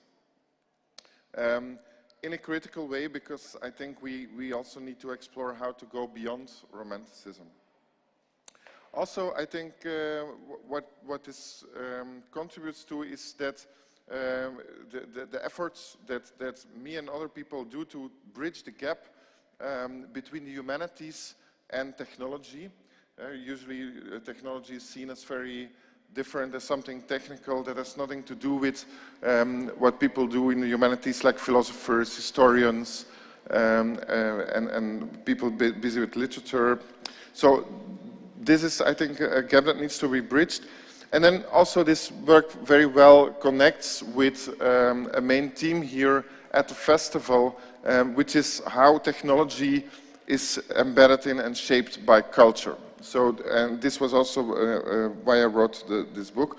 And also another one that came out this year about how technology is embedded in language, and how language can be used as a model to better understand technology. So what I will do today is to talk about the relation between romanticism and technology, and usually the combination romanticism technology is something that is puzzling because most of us assume that romanticism is against the machine or romanticism is associated with relationships with machines. I'm not going to talk about that. But I'm going to talk about a tradition which started early 19th century. People like Novalis, Schelling, Mary Shelley also, and see how this creates a continuing line from this early romanticism to our use of technology today. So I looked at the history of Romanticism in France, Germany, Britain. I won't go into detail there, but let me go to the features that I extracted from reading about Romanticism. One is, of course, that Romantics, they like to emphasize feeling as opposed to rational thinking. They like to re-enchant the world because the assumption is that with the modern world that there is a secularization, that there is a disenchantment, and then the Romantics are going to re-enchant that. They also want to make the world more mysterious. They want a union between mind and matter. They feel that in the modern era there's this split and there's this fragmentation, and they want to unite mind and matter again. They want liberation, personal liberation, but also political liberation. There are various types of political romanticisms there, but it sometimes involves the idea of a utopia, a better world, a world that's not here, but a world that we can hope for, that we can try to realize. And then, of course, also the idea that we should connect again with nature. I think these features are also there today. But they were certainly there in the beginning of the 19th century among artists, among philosophers, among writers. And so if we look at this, the assumption is often that this Romanticism has nothing to do with machines or is even against machines. So the opposition is that between Romanticism and technology, that feeling stands against objectivity. The assumption is that technology has to do with rationality, objectivity, orientation towards the future also. Romanticism is often accused of being backward-looking, conservative, whereas technology is supposed to be progressive. Technology is related to the secular, to the non-religious, whereas Romanticism is again is related to religion and spirituality. Romantics are said to want an other world than this one, but technology is then seen as like, don't be dreamy, get real, and so on. And yeah, so Romanticism, in the world of Romanticism, it seems there's place for spirits, ghosts, and magic, whereas traditionally technology is seen as being secular, being about materiality and machines. So this is based on the view that there is a disenchantment in the modern world, that there is what Max Weber called Entzauberung, disenchantment. He borrowed a term Entgötterung from Schiller and then changed it for his own purposes there. So there is a link with the Romantic tradition also. And one could question this assumption. One could question, like, do we today, but also in the modern world in general, do we really have a disenchanted world? And is this true? And so what I did was I went back first to the history again, the 19th century, where we find Romanticism without a machine, but also Romanticism with the machine. And this is something that I want to emphasize in this talk. So if we look at the history, we could find, for example, in Novalis the idea of a magic science. He wanted not an art and a literature and a philosophy that's removed from science, but he wanted a synthesis of science and art. So it's also a very interesting idea for today.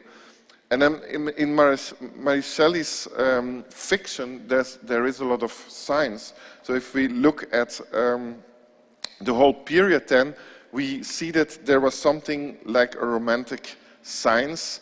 There was, of course, science with all the modern rules we know, but it was also at the same time a kind of romantic imagination and experimentation. So the instruments the people used were used to reveal the wonders of nature. Nature was mysterious, and nature was actively encountered.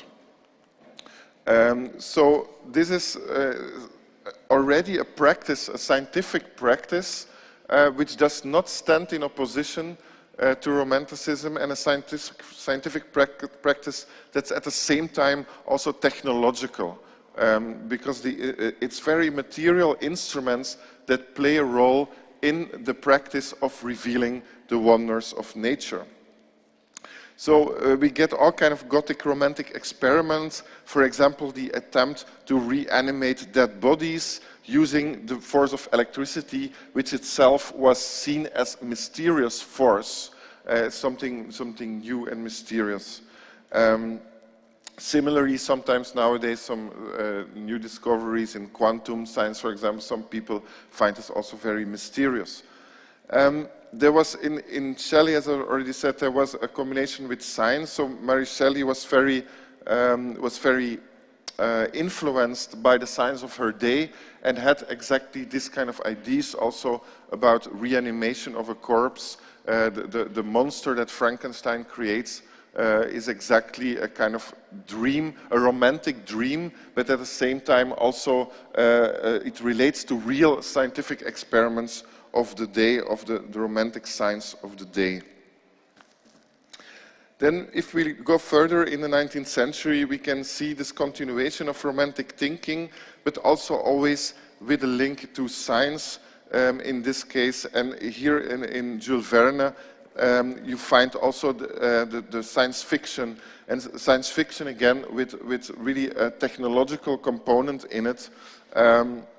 Really very detailed thinking about how to get a rocket to the moon, for example, which then in turn also, which was not only influenced by science, but also influenced science itself. For example, the early pioneers of rocket science, they actually read Jules Verne, and they were inspired by him. And even astronauts later that went to the moon, one of them also quotes Verne. Later we can also see all kind of links with robotics, and that has also its origins in that 19th century where wonder and science and technology were combined. For example, the stories of Hoffmann, it's literature, it's fiction, but it's also related to real, very material automata that have been built. So there's a whole history of that already there. And so one can conclude, yes, there was a romanticism against technology. Some romantics wanted only to be poets, only use words, only write, but others also experimented or engaged with the science of their day.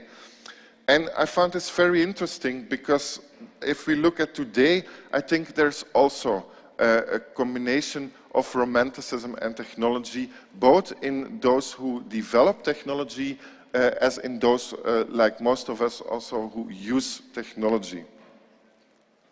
So let us look closer at that. Again, I take here in this book, I normally don't, but in this book I found very helpful to use a strong historical approach. So I looked at where does this contemporary so-called digital culture come from? Well, it comes from, of course, development of personal computers and the internet. But this itself is an historical development that's connected with, for example, the counterculture of the 1960s and 70s, that is connected also with science fiction that again influenced people who developed technology. So I looked at how romantic values and computing came together. One term there is hippie computing. One can also say cyber romanticism. So when it comes to the development of personal computers, the forerunners of all our devices we have today, we see, for example, Steve Jobs as a kind of techno-romantic hero who combines, on the one hand, his hippie values and interest. He used drugs. He was interested in gaining new kind of consciousness and being a rebel, and fused that with, on the other hand, a very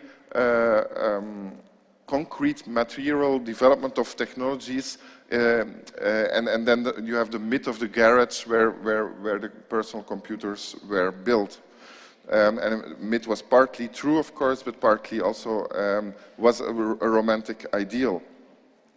So that was in the 80s, personal computing, and then when we moved to the 90s, we also see romanticism where cyberspace is discovered. So now it's not dreaming going to the moon, but dreaming to discover new spaces again, but this time the space of cyberspace.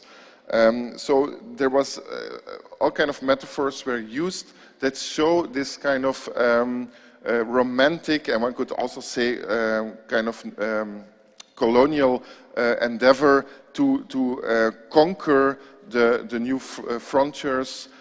So there, in a context of the US, there is a whole language there about frontiers, cowboys, that is used, and which shows, by the way, also again how culture in general and technology are very much related, as I argued yesterday.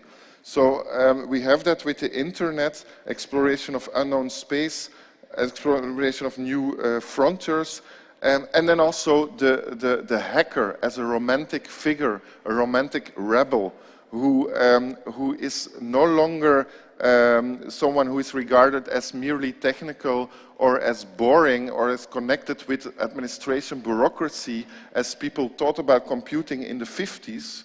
And so now the hacker is cool, the nerd is cool also, and typical romantic desires, power to the imagination, change the world, become connected with personal computing and the internet. And so you get a very powerful ID/technology there. Internet becomes a liberation tool. Suddenly, if you were not good in social communication or you were not happy with some things in social communication, you could liberate yourself by entering a virtual world, for example. You could gain freedom from your body, which you might also not be happy with. So there's a liberation going on, and this was also already in romantic times. People wrote and imagined to liberate themselves. Internet also could be seen at the time as maybe something that also goes from the material to the spiritual. Something that realizes this romantic dream of making what is dead alive. So this is also still interesting today, I think, to think about. And then the political aspect is there too, the political utopia. Let's try to have a different society, but then now by technological means. So there were all kind of romantic dreams related and hopes also related to this new internet. The internet could maybe also socially and politically liberate us. Then finally in this development you also see the metaphor of the cyborg, where the idea is not to escape to a different reality or to become someone else, but rather to merge with the machine. So you see that in the 80s and 90s in Haraway, for example, and you could say that this kind of idea here is a continuation of the romantic desire for a union of matter and spirit, which now is done by new technological means. And then finally we arrive at today.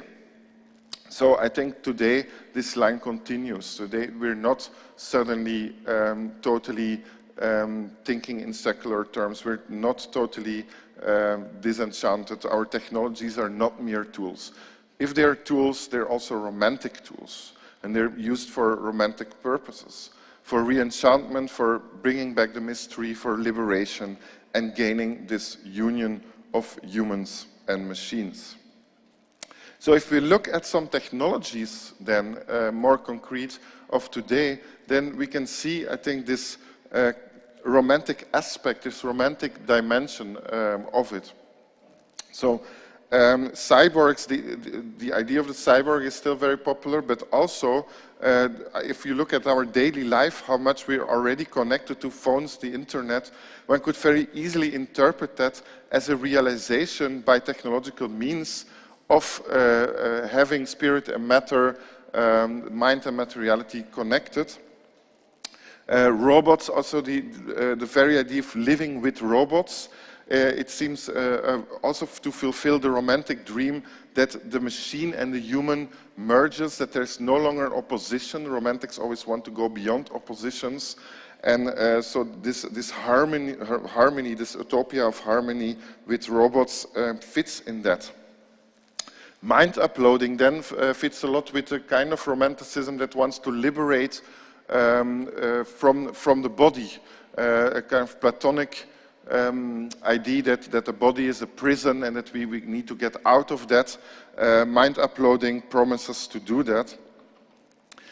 Virtual reality enables us now to not discover cyberspace, but discover worlds we can make ourselves with virtual reality. You can hear also at the conference experience virtual reality, and there will be augmented reality also very soon everywhere. So this could be again seen in a romantic vein of bringing the magic back into the world. It could be used as a romantic tool. You can have all your fantasy figures, for example, you can actually insert them in real life as it is experienced. Internet of Things then made me think about Alice in Wonderland, about also again a kind of enchanting of the world by means of smart devices. In a way, in this kind of romanticism, it doesn't matter how exactly you code it, how exactly what's behind the screen. It matters the world you create of this enchanted and living things. And so very interesting. Normally you could only do that in literature. Now with new technologies you can do that. And then the talking machines is maybe the most magic thing of all, where the machine gets a voice, and voice is often associated with being human or being a person. So once that kicks in, then that also seems to bring the magic in. Magic as trickery and as power, but also as enchantment. Now, I have to watch the time, but I made objections then against romanticism. I brought that in. So if it's the case that today in our use of technology there's a strong romantic dimension, then I think it's good to be critical of this. And to do that, we can look at traditional criticisms of romanticism, that there is a danger of self-absorption. You're only busy with yourself, with your own liberation, with your own nice experiences, and maybe you forget about political and social issues at the other end of the world, for example. That's also, some hippies, for example, could be accused of that, and today the new kind of romanticism too. Romantic dialectic, what I mean by that is that we might think that we might have these romantic experiences, but in the meantime the big companies produce all this technology and extract data from it and sell the data, and in a way sell us off to other parties.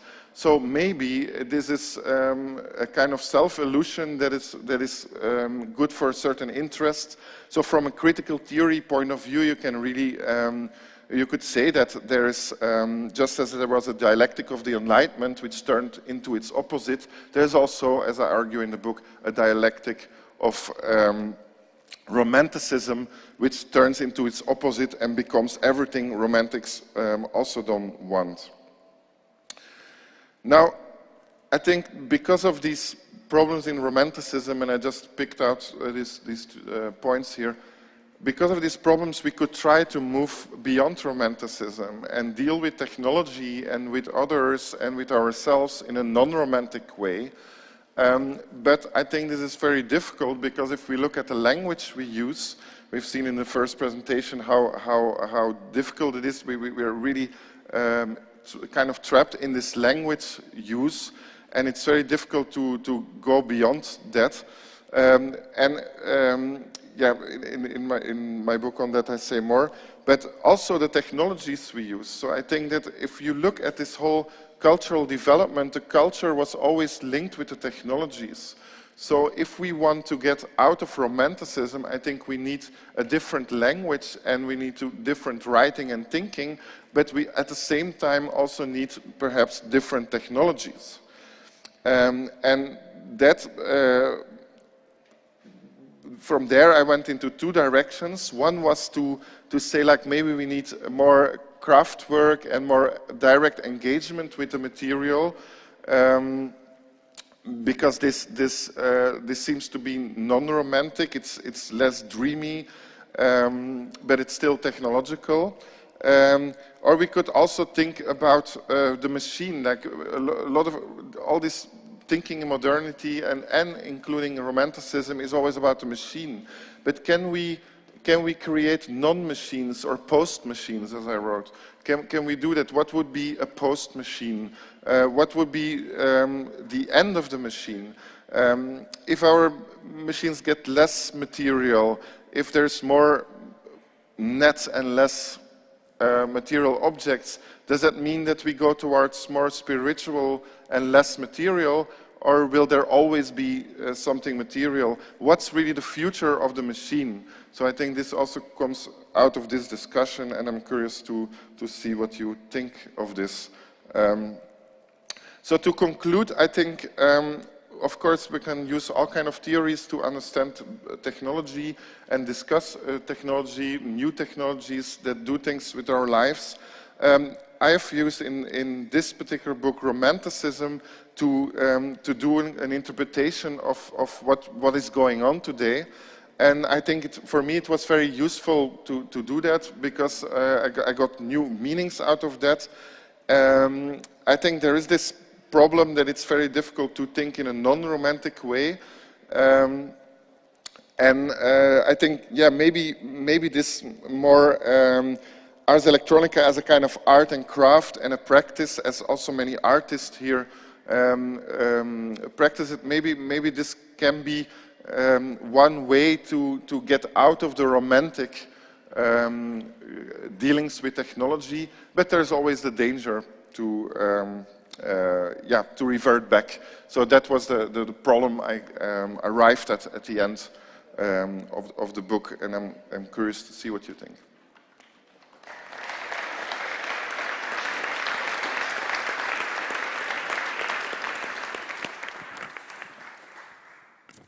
Okay, we are going to continue. So I'm welcoming our next presenter, speaker. Mr. Manthia Diawara is going to talk about culture and politics in the age of AI. And as it should be, I have to read a short bio. Please come on the stage.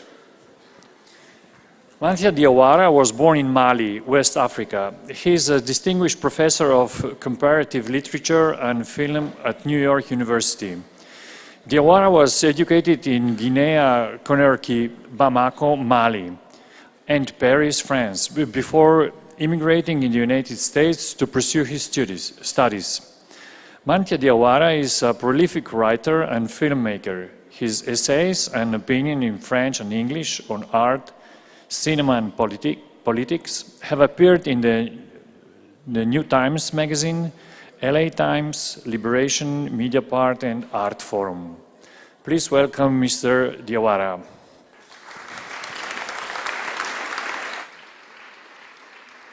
Thank you very much. I'm very happy to be here. If I become schizophrenic, please forgive me, because I just came through New York, Amsterdam, and here. So there is some kind of jet lag. But this is an exciting topic, and I couldn't pass it. I'm going to start this by bringing the subjective in art, and hopefully in the sciences too.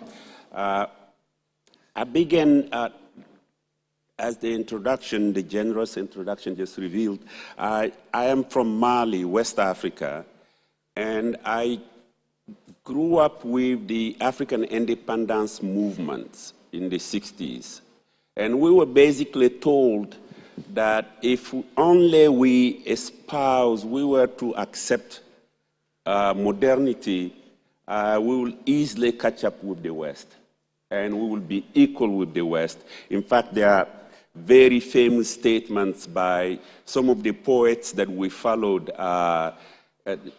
poets like Aimé Césaire, who basically said that you have to master the language of the master in order to become uncolonizable by the master. So we really believe in modernity in that sense.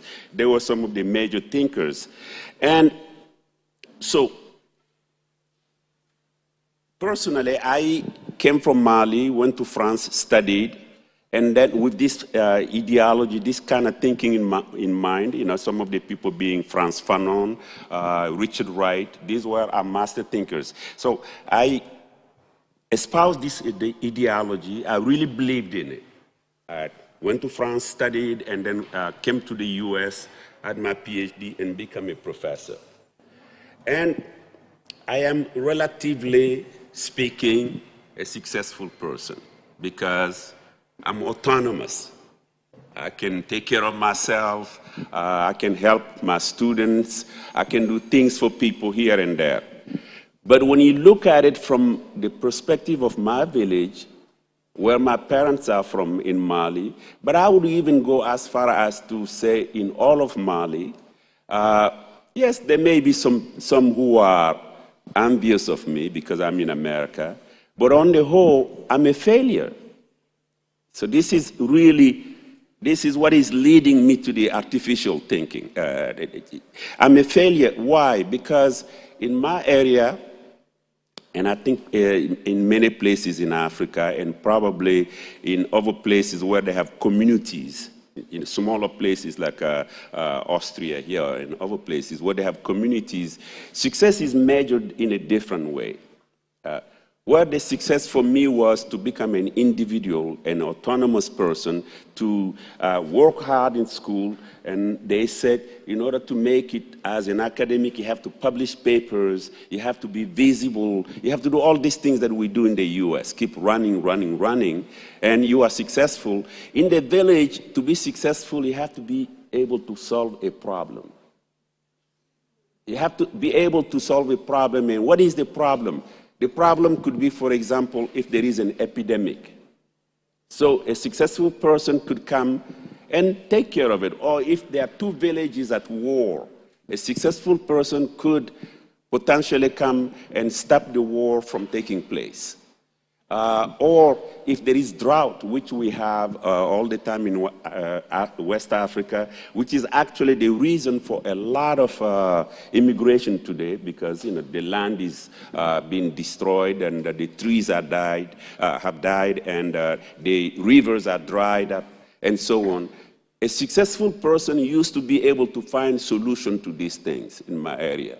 So that if you look at the music, one of the things that Mali is very strong in is music. So even though if you never heard of Mali, you would have heard of Ali Farka Touré, Salif Keita, Oumou Sangaré, and so on. So culturally, very powerful in music.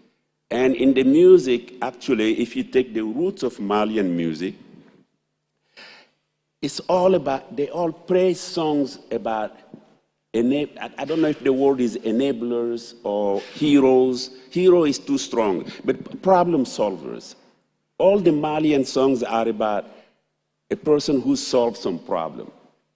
And I, in fact, I used to always, when I was editing my last film for this documentary, I was editing, always listening to my mother's favorite song.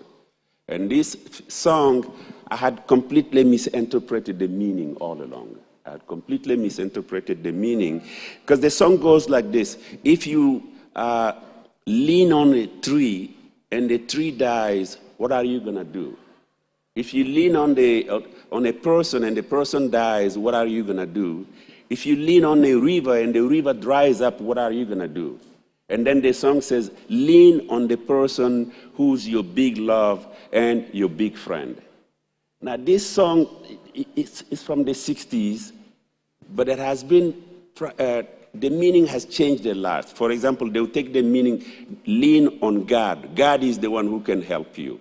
They will say, lean on this. So the signification has changed. For me, it was always a love song. And then I was editing my film in Greece, and I started listening to and I'm working with immigrants, people from Lesbos and different places. And suddenly, I realized that the song was actually also about the drought. Because in my area, people have been going through the drought all the time. Since the 6th century, the Ghana Empire. But of course, the whole idea of Anthropocene now has made it worse. Because now the land has been destroyed, farming is no longer viable, and politics are bad. So all Malians, all Nigerians, Nigerians, Senegalese, they are all leaving. But this was happening for a long time, and the song therefore is saying, you cannot lean on the tree because it's almost saying that you are lazy. Get up and go to immigration and bring money back.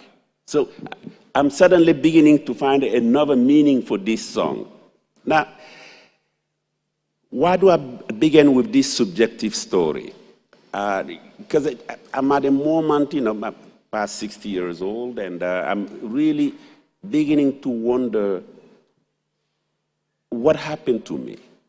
I believe in this narrative by Frantz Fanon, this narrative by Sekou Touré, all the heroes that I'm not going to bother you with because they're my African heroes. But actually, in the village, that's not too far. When I go to Bamako, I go to the village, they say, well, what do you do? And then they try to see me like they used to see my uncle, or my mom, too, was a big problem solver. They would see me like that, but yet I can't solve anybody's problem because I take this distance. A modern man takes distance and looks at things from afar in order to say, yeah, I can see what your problem is, but I can look at it this way, too. So I have become very reflexive. I can't really solve a problem. I can't decide for anybody anymore. That has become my main education, Until recently, when I began to question myself on this. And why did I do that? There is a philosopher who passed away 4 years ago. His name is Edouard Glissant. I think some of you may have heard about Edouard Glissant. I made a film on Edouard Glissant. And Edouard Glissant is known for maybe 5 key concepts. One is the creolization, that is all our societies are creolized. There is no such thing as rooted identity. Identities are always mixed all the time. And then he is also known for, and he and Deleuze, Gilles Deleuze, they were good friends, but they both work on this concept a lot. The whole idea of relation. He wrote a book called Poetics of Relation. And for him, we have to go away from the rooted identity to relational identity. Identity as this is my roots and my authenticity, my country, to identity as entering in contact with people, and in entering in contact with people, you create a new identity. And this is, when you think about it, it's quite important because, at least in the US, we were dominated by identity politics throughout the whole 70s, 80s, and 90s. So that you have this famous concept now called politically correct. It's really deployed against identity politics. So Glissant, in his critique, he's both critiquing Europe, but also Africans who always want to hold on to their identity. And Glissant, I mean, if you speak French, his concept is very simple. He says, je peux changer en échangeant avec l'autre, sans me perdre ni me dénaturer. So, literally means I can change through my transaction or my exchange with the other without destroying myself. Because for Glissant, his main thesis was that people don't want to relate to other people because they are afraid of losing their identity. You know, but Gleason said, no, nothing is going to, the essential aspect of your identity is going to be there. Don't worry. But you can learn more from the spirituality of the other person. You can learn more from whatever the culture of that other person is. So you can change through that. But your identity is your identity. You just get more and more of them, but nothing is going to happen to it. So the politics of poetics of relation is about that. And Gleason is also known for what he called the archipelagic thinking of the archipelago, because he's from Martinique. And he opposes this thinking to continental thinking. His whole problem is that continental thinking are fixed thinking. You know, our civilization against the civilization, or people, we have civilization, other people don't have civilization. So Atlantic studies, or continental thinking really is closed in many ways. Africa is closed, Europe is closed, America is closed. Whereas the Caribbeans, they are always suffering through the weather. Well, right this moment, we have serious problems with the weather. So they're open to all these people coming, the weather coming, tremblement, and so on. So therefore, the archipelagic thinking, when the world began to reach a certain point, is the archipelagic thinking that will help us to actually find a way out. Because they have always been, subject to transformation, to openness, and they are always open. And this is another key thing, aspect of Gleason's work. And then he has the concept of opacity. Opacity, by opacity, literally, he basically is opposing opacity to transparency. And this brings us to the theme of artificial thinking, because transparency depends a lot on systems, systematicity. You know, I understand this, and this goes after that, and so on. It is very systematic and it's very transparent. And Gleason is very worried about transparency, because every time you think you understand, everything is clear to you, you are actually discarding all the things that you do not understand or you do not see. Because Gleason believes in the power of the invisible things that we do not see. But now, science is really pushing us to forget about all of that. Witchcraft no longer has space. Superstition no longer has space. To say, in Africa, for example, people, not just Africa, the Indians in America, but I'm sure people in this country at some point, they could hear the language of the wind. They could hear the language of the mountains. They could hear the language of the rivers. But we completely got rid of all of that because we want a transparent life. Even the UN works with transparency because they basically assume that if they don't understand, then there is no point in working together. We cannot communicate with each other if it's not based on transparency. And Gleason said, no, actually, we communicate through opacity. Every time you relate to somebody, you understand some things, you don't understand other things. You don't need to understand everything that a person is saying to you. You don't need to master everything. You don't need to create some kind of system in it. Because if you do that, you end up basically with what Gleason calls le prise unique. Prise unique, French people refer to prise unique. You know, you go to a store where everything has the same price. In at dime stores, we say in the US, you know, everything for 10 cents. So you end up with a prise unique because you want transparency. And I think it's not just Gleason, but most French post-structuralists were worried about this, including people like Baudrillard talk a lot about, you know, the simulacrum and so on. So this was very, very important to Gleason as well. Now, what do I take, when you ask me to come and talk about ethic here in a place like this, and artificial knowledge, I think the key for me is that, first of all, as an African living in the United States, I don't want you to to even think remotely that I don't like science. I believe in science.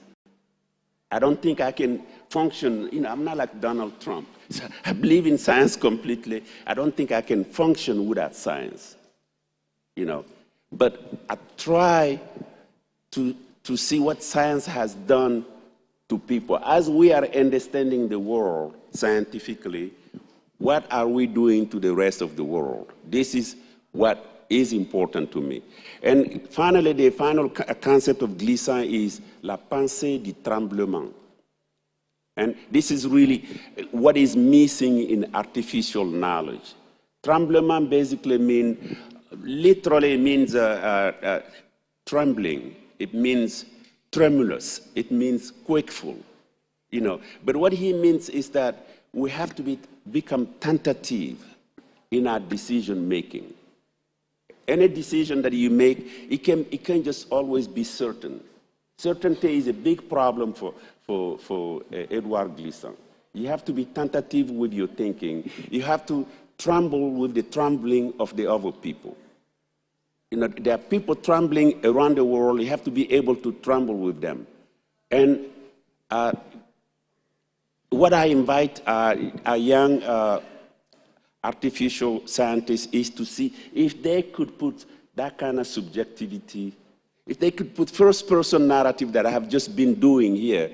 How do you put first-person narrative? That's the beginning of the ethic. How do you put that in the artificial knowledge? Where is the place for you to tremble with the other person? Or the trembling of the other person, the trembling of the world. When somebody like Glissant said that your most private thought, your most private intuition, you think you have a private intuition that no one knows. Glissant said that same intuition is being felt at the same time by somebody in Japan, by somebody in the Amazon, by somebody in Africa. So what we need is to actually have a solidarity between these intuitions. How do we create some kind of solidarity between our intuitions? And this is, for me, the challenge, the real challenge for artificial knowledge. When I go to, when I see art, yes, I thought I have 2 minutes, but I think I have made the main point.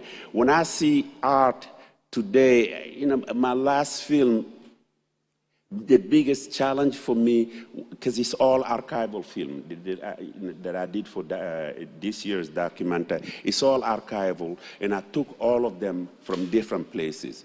But how do I edit them together with emotion, with subjectivity, with point of view? I mean, it's easy for filmmakers, but for installations, for artificial knowledge, it's a big challenge. Because you have a huge weapon here, but how do you put some subjectivity in it? This is really the question I'm posing, and I will stop here. Thank you very much.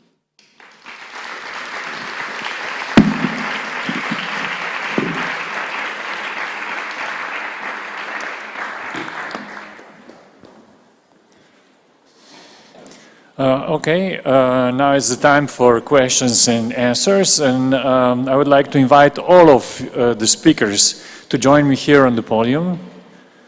And I'm encouraging you to raise your hands and pose a question. You have a unique opportunity. And also, since we've heard so different approaches to the topic, I am also encouraging debate among you. Yeah. So, first chance to the audience. Yes, please. Can we have a microphone over there?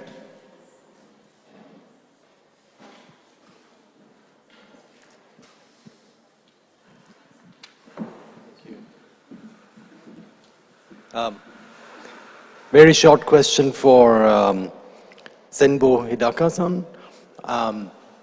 Consciousness.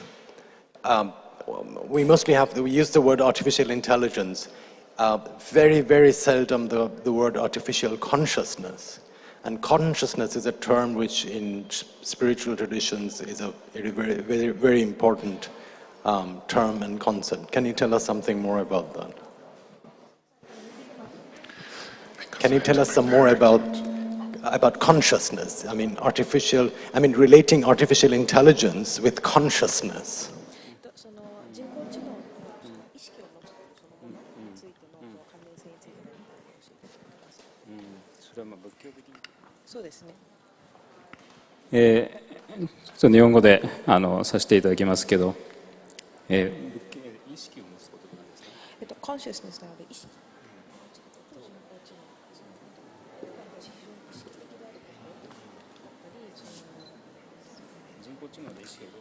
そうです。そうです。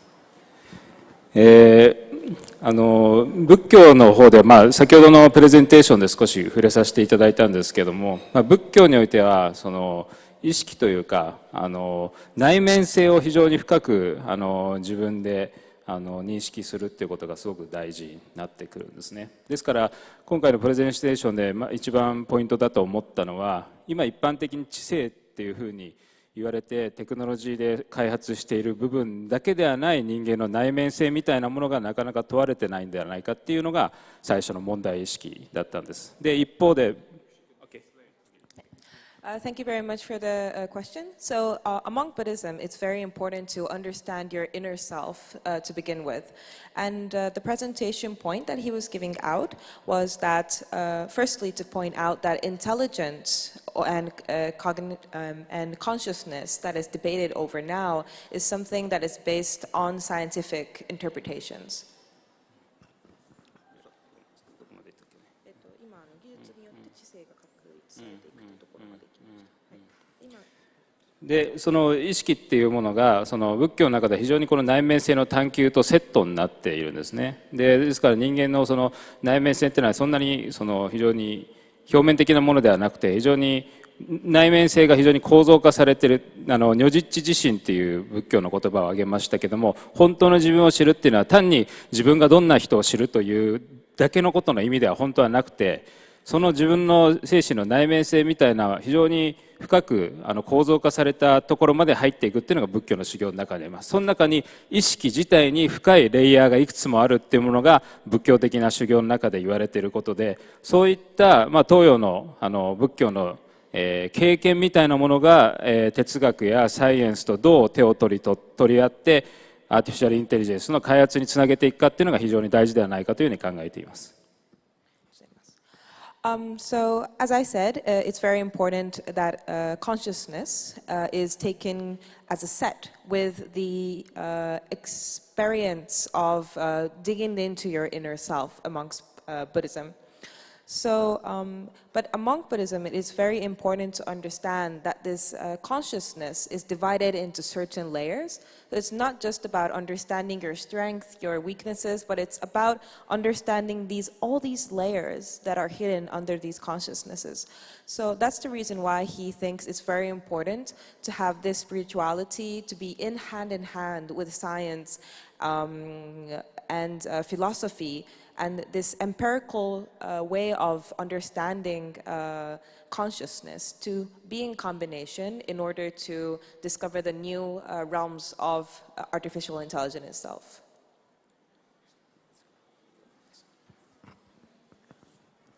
Hi, I don't know if you want me to weigh in on this at all, but I just want to compare, not to disagree at all, but to relate this to the talk I gave when I talked about the implicit bias versus the explicit bias.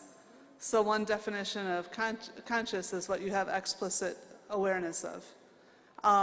And then you might say that I was calling for a conscious AI, which you might think is crazy. But on the other hand, in this very boring definition that I just gave, you could say we already have something sort of like that. And here's the example. Prediction, text prediction. So in this case, the implicit memory is the entire dictionary. It's all the words you might say. But in practice, there are certain bad words that the text predictor will not guess that you're typing. Even if you clearly are typing that word, it's not going to finish it for you. So that's a different list, a short list that's been put in that is to make you align better to society. So I realize that is not all the full richness of human consciousness, but that's my point. My point is that part of this is about compartmentalization. And if when you talk about consciousness, you talk about, you know, why do we have explicit memory? Do rats have explicit memory? Yes, they do. How does science approach that? That's, if you mean by conscious, you know, like a human, well then that's a totally different. So the one word has many meanings. Thanks.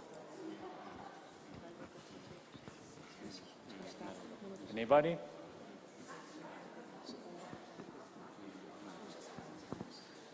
Yes. I'm not. Stone. Yeah.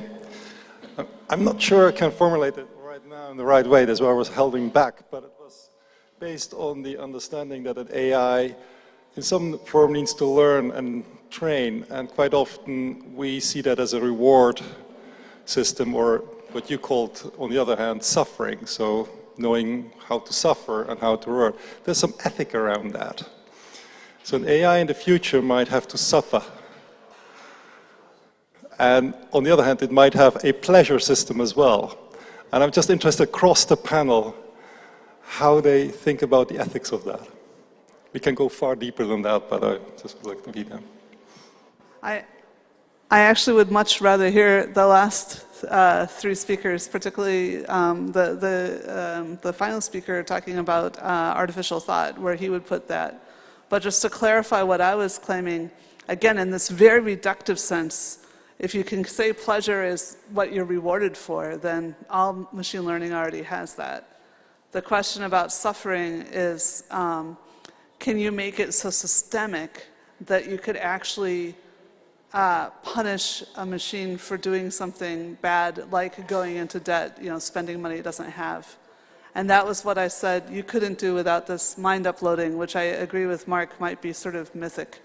But even if it is possible, then you would create something that was so human-like that it may not be ethical to own it. So, but would you like to take? Yeah. I agree with Joanna that it's kind of unethical to create a being that can suffer. It's not. I think with humans it's very different matter. We don't control that so much. But I don't know if this is this virtual. The opposite of suffering is satisfaction, and you might have a system that only seeks ultimate satisfaction in some form, an orgasm, wherever that stimulation comes from. Why would you want to create such systems at all? Well, it's part of learning process. In a trivial way, you know, the thermostat, when it gets hot and it turns it on, you know, like that's the only thing it knows. So it's entirely realized its existence, right? But that's kind of trivial, and I know it's trivial. And so I think that's the flip side. If you agree that it's unethical to have suffering, then it's sort of unethical to have, you know, such systemic pleasure as well, because then the removal of that would be suffering, right? So I don't. No? Very wise. Okay. No, I mean, in the 80s, all the way through 90s, we used to have what Roland Barthes called the pleasure of the text. You know, I'm sure you're familiar with that. And in many ways, this, you know, jouissance, what do you call orgasm and so on, you know, he addressed this. The difference with that and what you're saying here in opposing pleasure to suffering, the difference is that pleasure had all kind of subjectivity in it, or consciousness that we just heard here, had all kind of subjectivity in it, had its ethic already in it. Whereas the final, I was not here for your talk, but the end project, and this is why I think you're calling for suffering, the end project of AI is basically this pleasure that does not emancipate. Whereas the suffering helps us to what I was calling through Edward Gleason to tremble with the trembling with other people. Instead of trembling with AI in some ways. So at least that's the way I'm trying to understand this, but you know. Just to clarify for anybody else also who has missed my talk, I was not calling for suffering. I was actually calling to maintain human dignity and to not try to create the AI, the suffering was one of the distinctions. Yeah. So, we'll pass it. Yes? Yes? Yes, sorry, another question. Not specifically to one of you, but whoever wants to answer. Could speculatively thinking, AI, stir us or help us find something like a shared consciousness?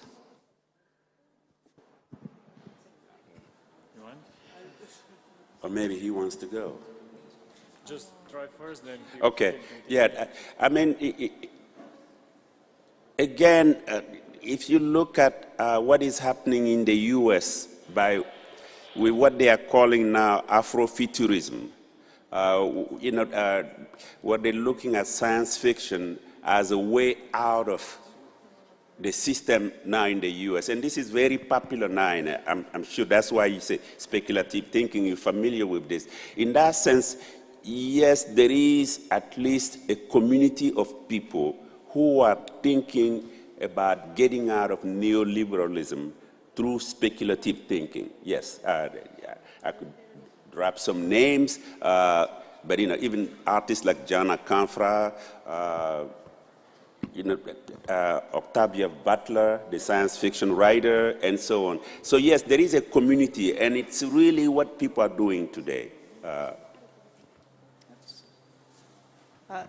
Taking, again, like we do with consciousness, a completely different definition than the one you just used. Artificial intelligence is a form of perception. And one of the things about algorithmic perception is that it can be shared across a large number of people very quickly. And so to some extent, then the minds become entrained. And that is not a definition of consciousness I usually use, but I have, again, heard neuroscientists talk about that in the context of split brain patients, right? So as the two hemispheres learn to be able to cooperate again, they become more entrained. I think that's fascinating. Maybe that is part of what happens when we get into a crowd mentality. So in that sense, yes, it could, for better or worse, help us with our groupthink and our shared sense. Well, I think one of the important ways that we have been successful as gathering so much intelligence as we have is because we're all individual and we all have slightly different perspectives. It doesn't make sense to have a whole lot of the same machines doing the same computation over the same data. So it's important. I think, I don't know, I was inspired when I learned about the immune system. Our immune system is based on a relatively small number of molecules, but we each have our own hand and that we're dealt, and it's different from our parents, so that we're more likely not to catch diseases right directly from our immediate family. And I think when I came to understand how that worked, I started to see how that helped us as societies. When we want to create our own identity, we help everybody understand more, if that makes sense. So yeah, AI could be good or bad that way. Do you want to? Yeah, just quickly, in the 60s, McLuhan already thought that with the media of his time, we're already moving towards a shared consciousness, a collective consciousness. With the new technologies today, I think we're also definitely in that direction. The question is then, is it just going to be a kind of a collective fantasy, or is it really going to change things in the world? And that's something I'm concerned with. I maybe want to spin the question a bit, because I feel like, somehow merging with an AI or having a collective conscience, and so this is very futuristic. What I'm more concerned with is how we treat technology in society. Not so much that we're merging, but more that how we rely on them, how we trust them. So with AI systems, and we already calling it intelligence, we just assume that they're intelligent. We don't really question what they're doing, how they're functioning, if they're better at something than we are.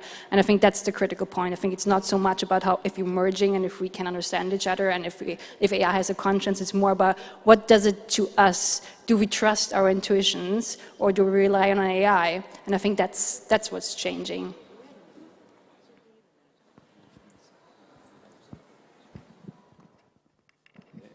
ちょっとその今の質問の前にその意識ってこと自体がちょっといろんなレイヤーの話になってるなっていう印象があったんですね。で、その私のプレゼンテーションであったのはその AI を考えることとかつての宗教的な超越者を考えるってことが実はつながっていて、私たちの仏教においてはその超越的な存在に向かうことで我々自身を再認識するっていうプロセスがあるっていうことを申し上げたんですね。それがこの AI を考えるときに改めて人間が何であるかっていうことを問い直すことであるっていうことが今回の第三代意識のテーマではないかっていうのをまず理解しています。で、まずそこの段階がファーストステップで、その次の段階としてじゃあそもそも AI 自身が自分を認識するのかっていう問いだと思うんですけども、そもそもその自分を認識するってことがどういう事態であるかってことがきちんと共通認識化されてないと非常に議論がそれぞれが思っている意識っていう定義によってちょっと議論がしてしまっているので、ちょっと議論の足場がちょっと私自身がちょっとつかみきれてないんですけども、少なくとも AI っていうものがある種の意識を持つっていうのは多分 AI における自由の問題と関わってくるわけですね。私たちの意識っていうのは私たちが自由であるってことと離れていない課題だと思います。それはいろんな今回の専門家の方が議論しているので、それは AI とは何かっていう単なる哲学的な問題だけではなくて、それは社会政策的な、要は AI をどうデッサンしなきゃいけないかとか、いろんな側面でなんていうか規定しなきゃいけない問題でもあるのかな。つまり単なる哲学的問題ではなくて、要は AI 開発の実務的というか実践上の課題でもあるんではないかというふうに考えています。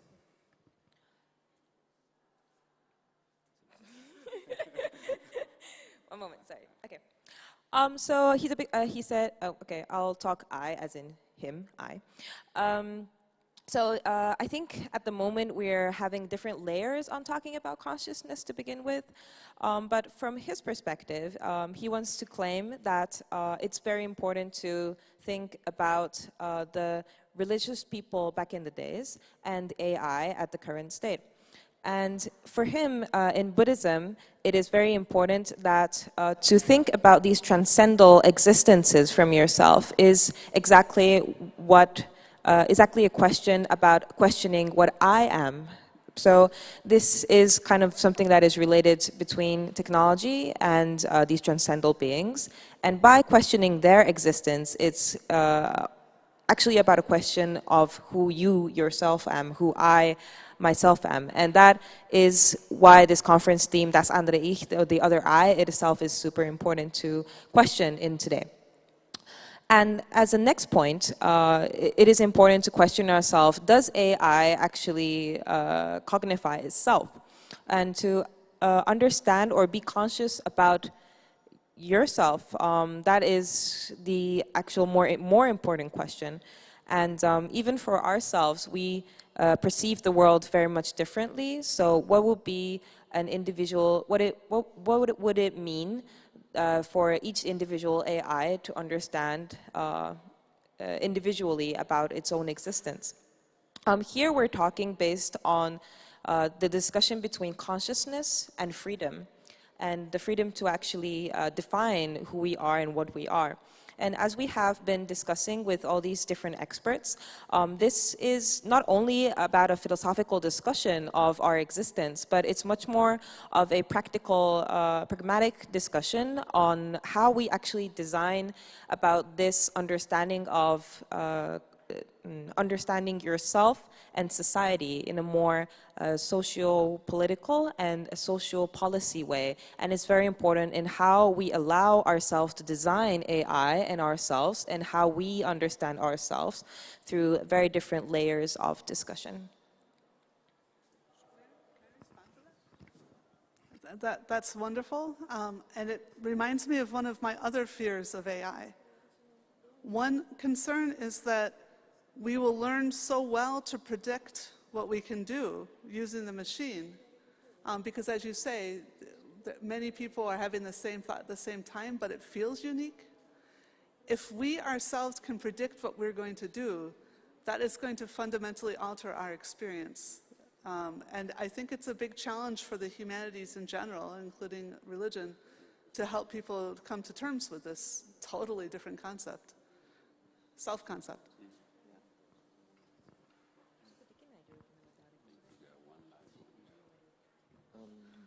Hello, thank you that I could pose a question.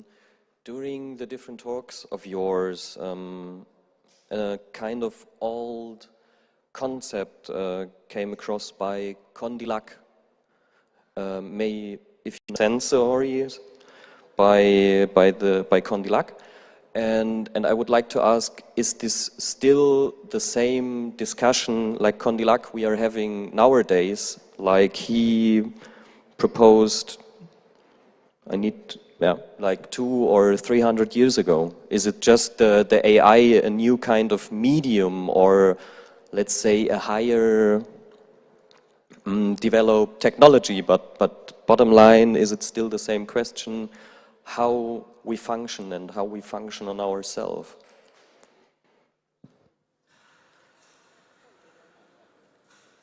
I try to answer the question in the way I think I understood it. If I'm wrong, please correct me.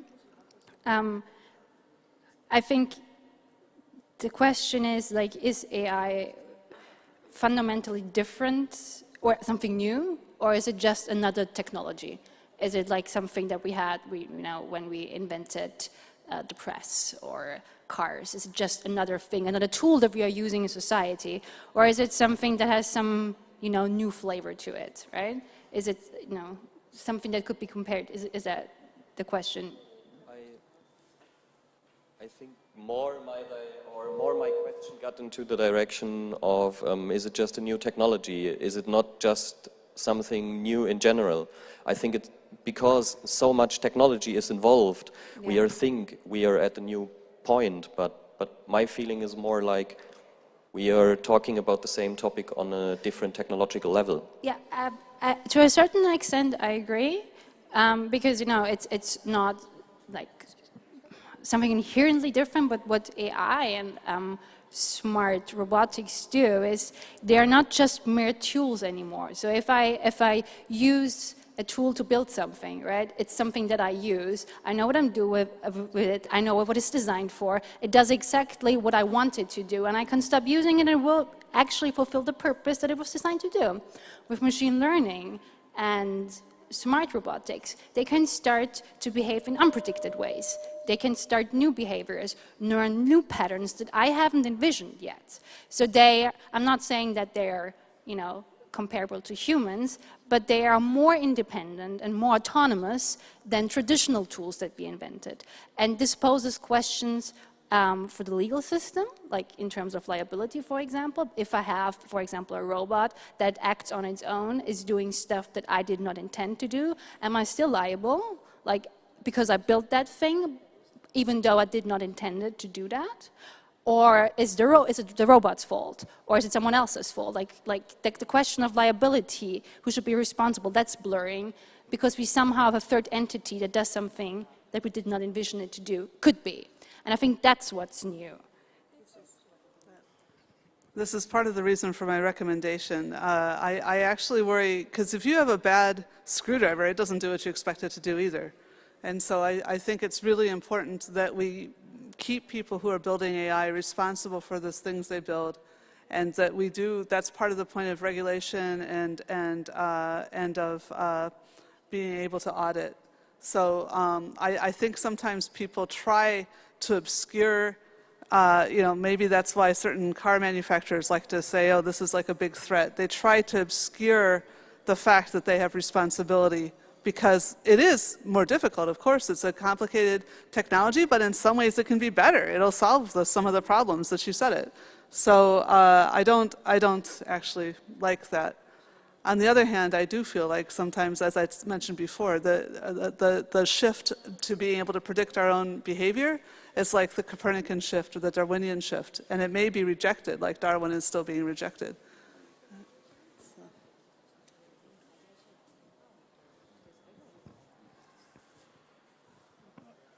Okay, the last question, because our time is... I would just like to add a question to the previous Q&A we had before, to the legal system of AI.